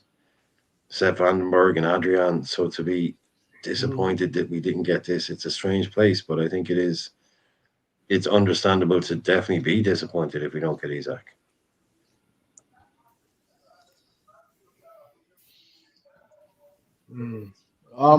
Well, I mean that's a fair point, but by the way, Super Cup winning. Oh, sorry. No, go ahead. Go ahead, Carl. Oh, okay. So No, I was just making a joke. Adrian, Super Cup winner. that's a fair one, also. I think Brian has he made. was Yeah, Christ, I'm not saying we're a bad player and saying we have bad windows. That was after we won the league. The league, yeah. Come on, We won the league and we got. I'm just saying we've had some bad windows, so to be anyway disappointed with this is not in. Yeah, it's just ridiculous. It's just ridiculous. Yeah. I think some of the stuff that's happening to us in these transfer, it is out of our hand. It's the other teams that are dragging, the other club that are dragging their feet. One into fighting on your replacement, and also not adhering to those players' wishes. Those players have made it ample clear that in terms of Gay, hey, I'm not signing next year. I'm not signing an extension. I think it's much better that you sell me to Liverpool. And Crystal Palace, for some reason, they were thinking that maybe they will have more option for Gay, but it didn't come. So I think that should have been an easy one. Like right after the Community Shield, it made perfect sense for you to sell him. but you drag out your feet because again in hoping because Chelsea needs a center back. Maybe they'll come for him. And maybe in that conversation with Gay, in those backroom conversation with Gay pretty much said, "Hey, I'm not really that interested in coming back. I actually want to go to Liverpool." And that conversation probably put off Chelsea. In terms of Isak, we all have heard the story, all have read it. We all have we're all tired of it, and we want something to be resolved. And again, it's club not adhering or not listening to their players' wishes. And I'm not saying they need to obey their players' wishes, but there comes a certain time there's no resolution. That you have not been able to get a resolution with the player that benefit your initial thought. And I think it's a deregulation of duty that you didn't do better in finding replacement faster. I think clubs think sometimes if they can run out the clock or if they can make it a little bit sticky, the player can change their mind. And to me, Isak was never coming back, whether this summer or next year, because of the way you treated him after he posted something. You should have kept your mouth shut, or maybe write something else, because you basically dare him to leave. You basically try to humiliate him, and so you could come back behind his tail and come play for you. Like, unless he has no pride or no ego, then that player is coming. But that's not what happened, because here you go again. You sent a delegation to his house, and then he tell you, for lack of better words, fuck off, give me my move. I want my move now and get it done. And so all of this is just unnecessary. It has been unnecessary pressure on us, because we need to make deals, and we need to move on, and then we need those players to come in and get and gel with the team. Because to me right now, our biggest issue is that we don't know yet how to play with each other, especially those new guys.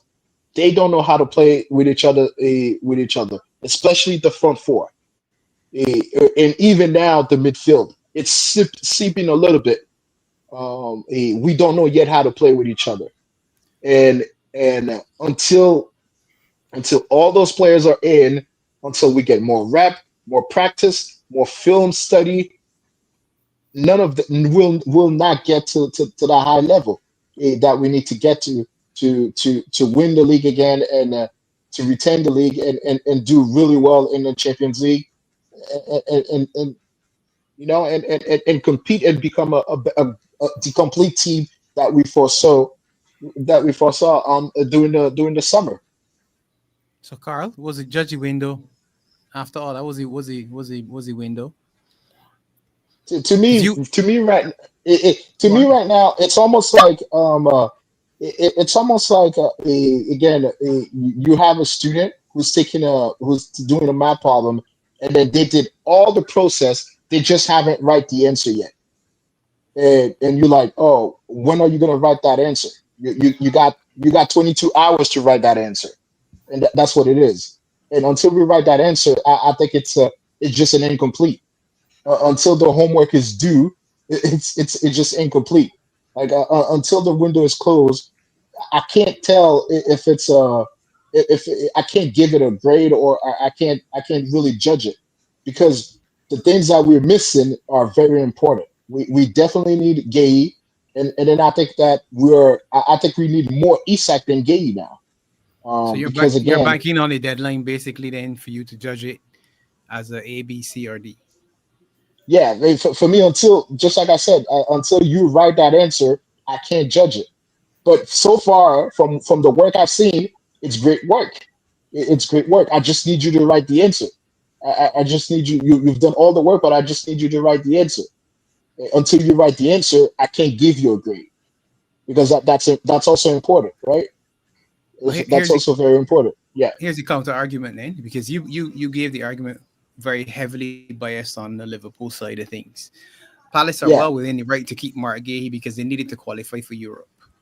So they needed him still up until Thursday night, arguably. And if they haven't found a replacement in their eyes, they might be doing the same thing that we're doing and saying, you know what, we'll keep him for a year, much like we'll do with Ibu. And if he leaves for a free and we win the Conference League with him, then we're happy for him to leave on a free. Similarly, if Ibu stays with us and we win the league and the Champions League or just the Champions League or just the league or whatever it is that you want to win, would you not be happy to say, well, all right, well, Ibu won us, or was part of the team that won us a trophy, and he's going to leave on a free as well. So we should understand that particular circumstance.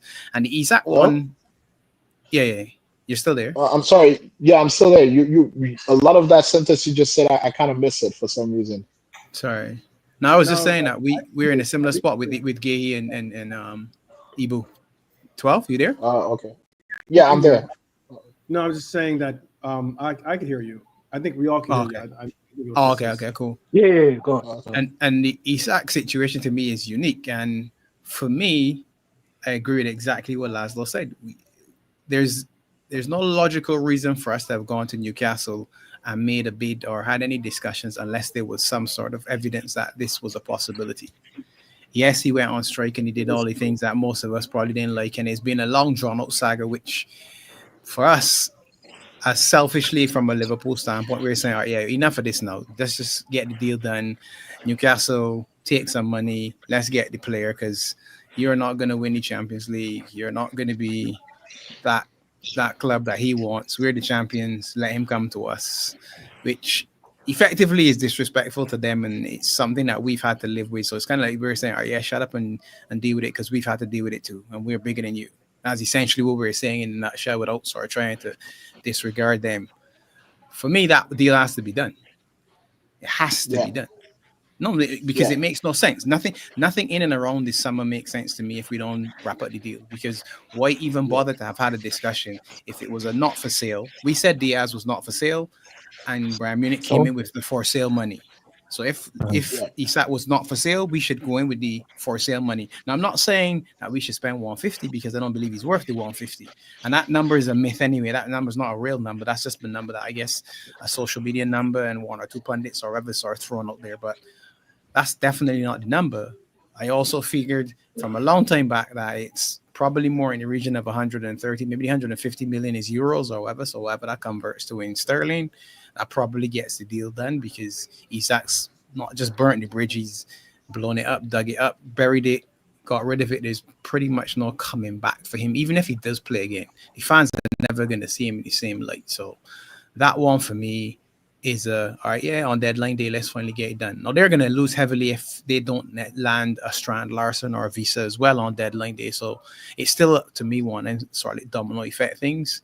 But from our standpoint, we heard Virgil say when he resigned that the summer's going to be big. When we landed Wirtz, as Laszlo said, especially for us older fans, landing Wirtz was one of them. Oh, I actually thought Wirtz was just going straight to City.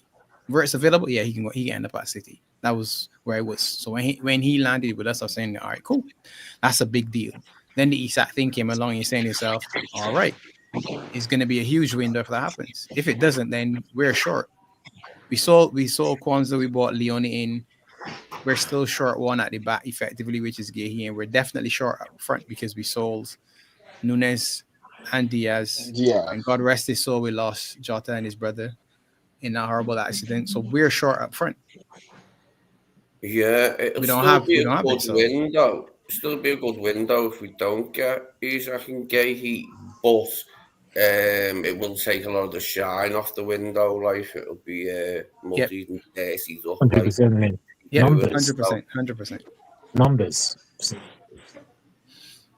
I can jump, ladies and gents. But I'll give you.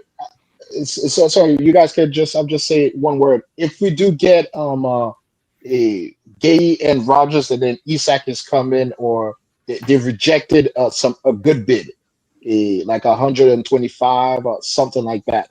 Is that to me?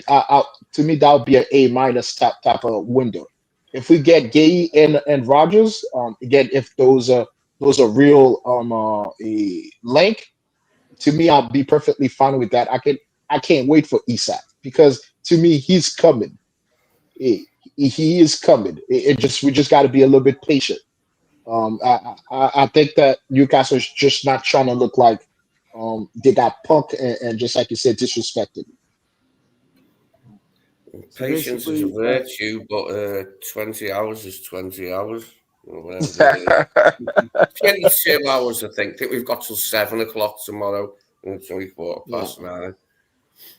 I was just going to say, basically, you're saying that if we don't get these players, our window will look like the corner stick after Mateta kicked it.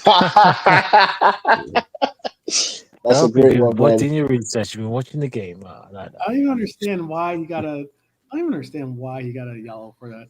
That's corny. He had a yellow card.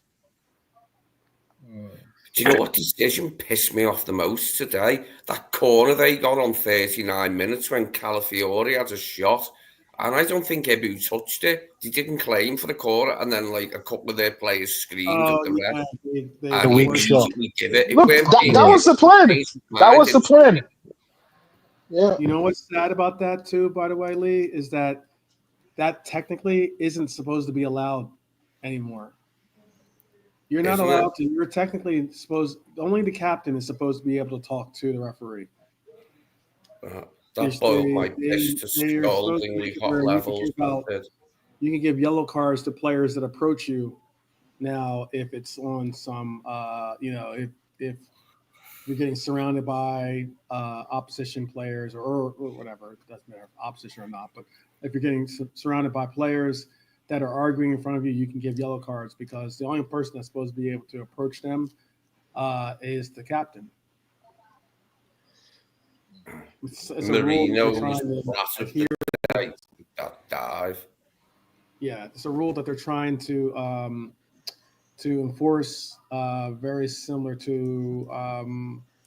It's not an easy rule to enforce, but it's very similar to the rule about 6 seconds. I think it is now for goalkeepers. That's all. No, I believe it's 8 seconds. 8 seconds. Yeah. But like, enlarged it to 8 or something.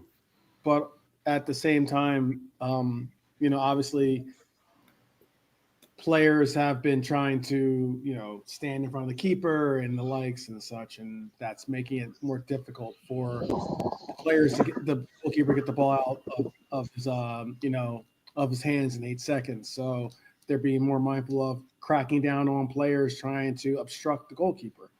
Yeah. Yeah. And it is interesting if that 8 second rule. I think the 8 second rule now is they don't get cards for it, but you will get you'll get a corner out of it, which is actually pretty interesting. Yeah, which is not a bad rule. I'm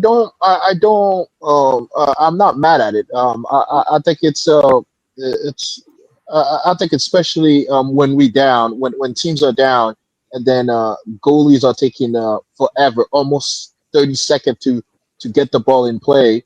I think it's a fair rule. I quite like it, but I do think that ref will take in consideration that someone is impeding you from playing the ball. So far, what I've seen, they've been accountable to that. They've been very fair. It's like, hey, once you point it out that the player is impeding you from playing the ball, they've been like, hey, stop it, move away, let the ball be played. Mm-hmm. Yeah. And if that's the case, then if they don't, if they continue, obviously they'll get a card. So I think it's a good rule. Yeah. Last, any last takes that you want to have on this game? We all know that we've given. I think it was the consensus favorite that Dominik, the boss, basically got the man the match of this match. Absolutely, yes. And I get that. Gahey's strike wasn't a free kick, but it was a great strike. But could be goal of the week, maybe. Yeah, so far, yes. Yeah, so far, yes. So far, yes. I haven't seen anything really better than that. Yeah, I don't think there's anything. No. What was someone saying? Someone was about to chime in. Any other candidates for goal of the week? I haven't seen anything. Yeah, like I said, the gay one's good. No, not a vintage week. So it's a clear contender for goal of the month. Anything from that distance, struck like that. Clear contender. Another contender could be the Everton one. That was a tight ankle to me, but after that, I don't see anything much better than what the way Dominik shot it. It was. I actually think that he was looking for the post instead of the upper corner. I think he was looking for the post for a post, and then just the way the goal is, he set that goal. I think that's what he was looking for. And that's how it happens, and I think that was just well stricken. I was hoping, I was fearful it was a bit too low, but it went in. So what do I know? Yeah, I guess I could. I was gonna say I could TK or maybe even Rio's goal, but those count for last week since it's a month. That's last week. Yeah, so that'd be last week. But even so, it could still Rio's goal could possibly be game of the month, a goal of the month. Goal of the month, maybe for Rio's goal. Could be. But I think Dominik's goal is definitely a hands down favorite for goal of the week, and also for definitely goal of the month. Definitely goal of the month. It was absolutely wonder strike. Anything else you guys want to talk about before we end up wrapping up here? We're a little bit over 2 hours. Has to be goal of the month. I don't think anything could beat that to goal of the month, because it's going to have to be some bloody effort for something to beat that to goal of the month. Yeah. The distance it was, Yeah. Oh, absolutely. The distance, the fact that it wasn't something that was like, oh, it got deflected, or something. It was a clean strike. In the closing stages of a huge game as well. Yeah. Big time. Yeah, it'll have to be something special to knock him off the top spot there for goal of the month. Do you think maybe? Do you think that maybe Dominik Szoboszlai gets team of the week at right back? He should. He should actually. You think he should? Yeah. That's 2 yeses for should. Depends what other good performances there were at right back, I suppose. But why not? I just think we're coming back from the break, aren't we, in a really good place? And if we can be coming back with the new players as well, it's all systems go, isn't it? Mm-hmm. Brian, what were you saying? Yeah, why not? Exactly, like Lee said, why not? Okay. All right. So that's three yeses. JK, Pops, Milante, you guys all think that he'll be a possible right back player of the week? Yep. Mm-hmm. Yeah. Very, very interesting. Jeez, who would have thunk it? Speaking of their opposite numbers today, Timber, what was that shitty dive he did inside the area? Or he just fell over and tried to claim a pen, and they actually looked at it. It was not in it in the first half. I think that I know that's with Matt. Yeah, they need to do something about that. That's either a foul or it's a yellow card for diving when you make that dramatic of a dive or dramatic of actions. If you're in if you go down as if you've just gotten shot from the rafters. Yeah. I was already irritated. I was already irritated by Gravenberch's booking, because I felt he didn't mean to clip him. And I know it's easy saying that, and sometimes people say it doesn't matter, he clipped him anyway. But remember when Jota got sent off? He got booked for apparently clipping that guy, and then there was another incident just after it. Yeah, this is 2 years ago. Yeah. It's a shit one though, isn't it? You know, when the players genuinely don't mean to clip someone from behind, and it happens sometimes when people are running across each other. But that's why you run across, Lee. It's done on purpose. The attacker runs across the defender to get him booked.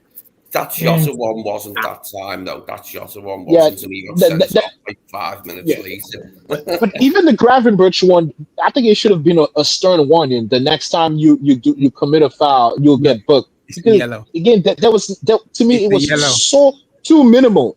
No, I'm not denying it's a yellow, but Change I'm saying the jerseys. is that Change the color jerseys and tell me that you're not going to be screaming. No, look, I'm not screaming. I'm not screaming because to me, that contact is player moving away from him, and then he's running back, and then I don't see him extending his foot to clip him. I think it's an accidental contact. I think you talk to him and say, hey, don't do this. Hey, next time you foul someone, next time you tackle long, that's a yellow. Yeah, I'm not saying it's not a foul. Right? You give the foul. You give the foul. But he's on the counter. You give the foul. Right? Yes, I understand. But the thing is that it's so minimal. The attack is so minimal. You just described the yellow card. But I'm not giving that a yellow card. That's what I'm saying. If I'm a ref, I'm not giving that a yellow card. But you because described the contact yellow card. Is. Yeah, but there's a lot of tackles that are made that are yellow, but are not given as a yellow. Guaranteed yellows where there should be a little bit of common sense, methinks. Yeah. And that was one of them for me. The Jota one was a piss take at Spurs when he actually got sent off after it. That was just ridiculous. He did not mean to clip Udogie that day. Did not mean to do it. He wasn't even looking. Yeah. He wasn't even looking when he done it. Yeah. But intent isn't part of the rules, though, guys.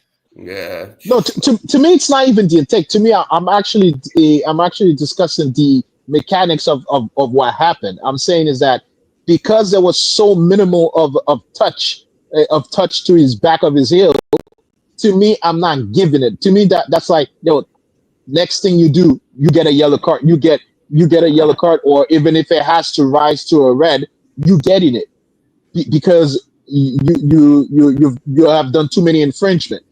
But the thing is, I'm also saying is that you give that a yellow card. Okay, cool. I have to accept it. Just like you said, it's a counter-attack situation, and even though it's a minimal contact, but because it's in a counter-attack situation, you have to give it. Yep. And to me, is that I'm saying is that sometime as a ref, there is a little bit of common sense. Is that by the rule it should be a yellow card, but by the action of both players, then you got to be a little bit more. You got to be a little bit more judicious about it. I just a yellow card to me was not necessary. A stern talk to could have been fine. It could have had the same effect. You can tell when people mean it and they don't. Sometimes people don't. A lot of the time they do. And like a lot of the time when they do, they make it look as if they haven't meant it, but they fucking do. And you can usually tell with them. And Jota that time was a no, and it was debatable with Gravenberch for me today. He might have given a warning. But anyway, there were ones for them. I think it was Gabriel on Gakpo. For me, it was a certain yellow where he held him down and held him back on a counter attack. We weren't as far inside there. Salah. Was it? Well, Gabriel and Salah had. We tackled on Salah. Yeah, that was, Gabriel was holding him. He gets away every week. How he got away with that, I'll never know. He's the best defender in the league, they say, innit? So that's why he gets away with it. That's what they say, right? Isn't that what they say? No, isn't that what they say? Gabriel, that's what they say. And he's the best in. Yeah, so he gets the attitude to do the things that he does. Brazilian international, isn't it? Both good players, Saliba and Gabriel. They did a good partnership. But yeah, he should have got a yellow there. No doubt about it. But I think what the bigger thing is, again, we've got VAR was meant to change things, was meant to help the referees, it's meant to cut out the dodgy decisions, but it hasn't happened. We've had 3 instances. I saw the Fulham Chelsea game, and that is incompetent. How can you, as professional referee and VAR, who you experience, it's not like these had one match, they've got untold. How can you tell me that's a foul? 12 Nolante is trying to start a new show for you. That's accidental contact, man. I watched that live. I watched that live. I was like, my man. This is just incompetence. Attorneys not looking, and even it's who is it? Chabola. Charbolo or whatever his name is. I forgot his name. The Chelsea defender anyway made the foul. Really? Because what was Muniz was nothing looking. That's a beautiful turn, and you're telling me that's a foul. It is one of the worst decisions. But and you get these trolls saying it's a.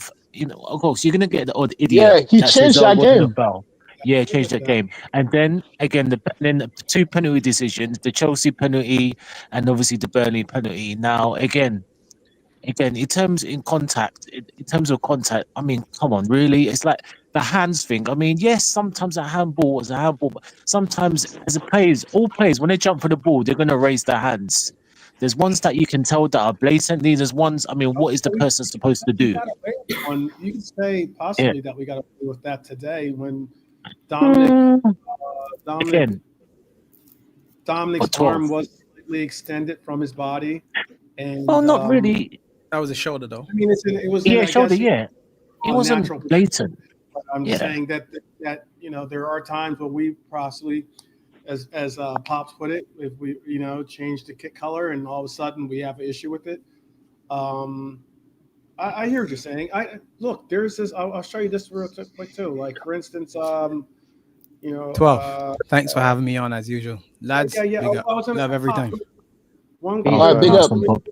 Sorry. Cheers, Yeah. Pops, mate. It's what we done. Oh, no, Pops, don't go anywhere. 12 was trying 12, to hold me. 12 was trying to hold me. All right. yeah, exactly. Don't go anywhere. Yeah, I I'm just blaming wanted you, to show you Nolante. I wanted to say, how is this not a foul outside the box? How is that not a foul outside the box? You can tell from that angle that the ref could see he was pulling him outside the box. He just chose to give it, didn't he? He could just as easily not have given it. The shirt pulling, the holding of the shirt of the player began outside the box. As soon as the player got inside the box, he tumbles to the ground. And that's after the player has let go of the kit. It's the interpretation, 12. I Because went what to they will VAR. say Went to when VAR. it, no, right. So it wasn't called on the penalty. It wasn't called Right, on the so field. when VAR's reviewing it, he's gonna Yeah. say holding. Yeah, he held it too long because they always say this. And when you listen to them on commentary, they do this thing where they say, "Oh yeah, he was pulling the shirt, but he let it go in time." So there's clearly a 1 second or 2 second, whatever. There's a 1/100 whatever it is that is allowed, and then after that, then it's not allowed. But I agree with you. The initial contact was outside the box, but he continued to do it in the box. And then Ahmad said, "Okay, you know what? I'm gonna fall over and see what happens." Yeah. That's what every striker's told to do. When you give the referees and the VAR and whoever else the opportunity to mess with the game, you only have yourself to blame. Why are you holding the shirt? Why are you holding his shirt? Because that's a foul. You already know that if you're pulling a man by the shirt, it's going to be a foul. Why are you doing it? We saw in this same game where they had VAR ruled a player offside because his shirt, the sleeve of his shirt. Yeah, that's another thing. Two things. Yeah, ridiculous. I mean, I thought they took this out. It had to be body part. It had to be some kind of part of the body. You can score that body part. I mean, that's not his, if someone that's not shoots his and it shirt, comes it's off, his shirt. it comes off your upper arm, you can score. again, ridiculous. But there you go. Ridiculous. The offside is semi-automatic now, so to me it should be less of a discussion. There's no lines and all that rubbish. It's just literally here is. They've implemented it. They've implemented it. Yes. Okay. So there's no more of this line foolishness. It's literally here's the semi-automation much like you see in the Champions League. He's ahead of him. Okay, good. No goal. All right. Well. All right. Pop says that Manchester United rightfully deserved it. That's not what I said, but anyhow.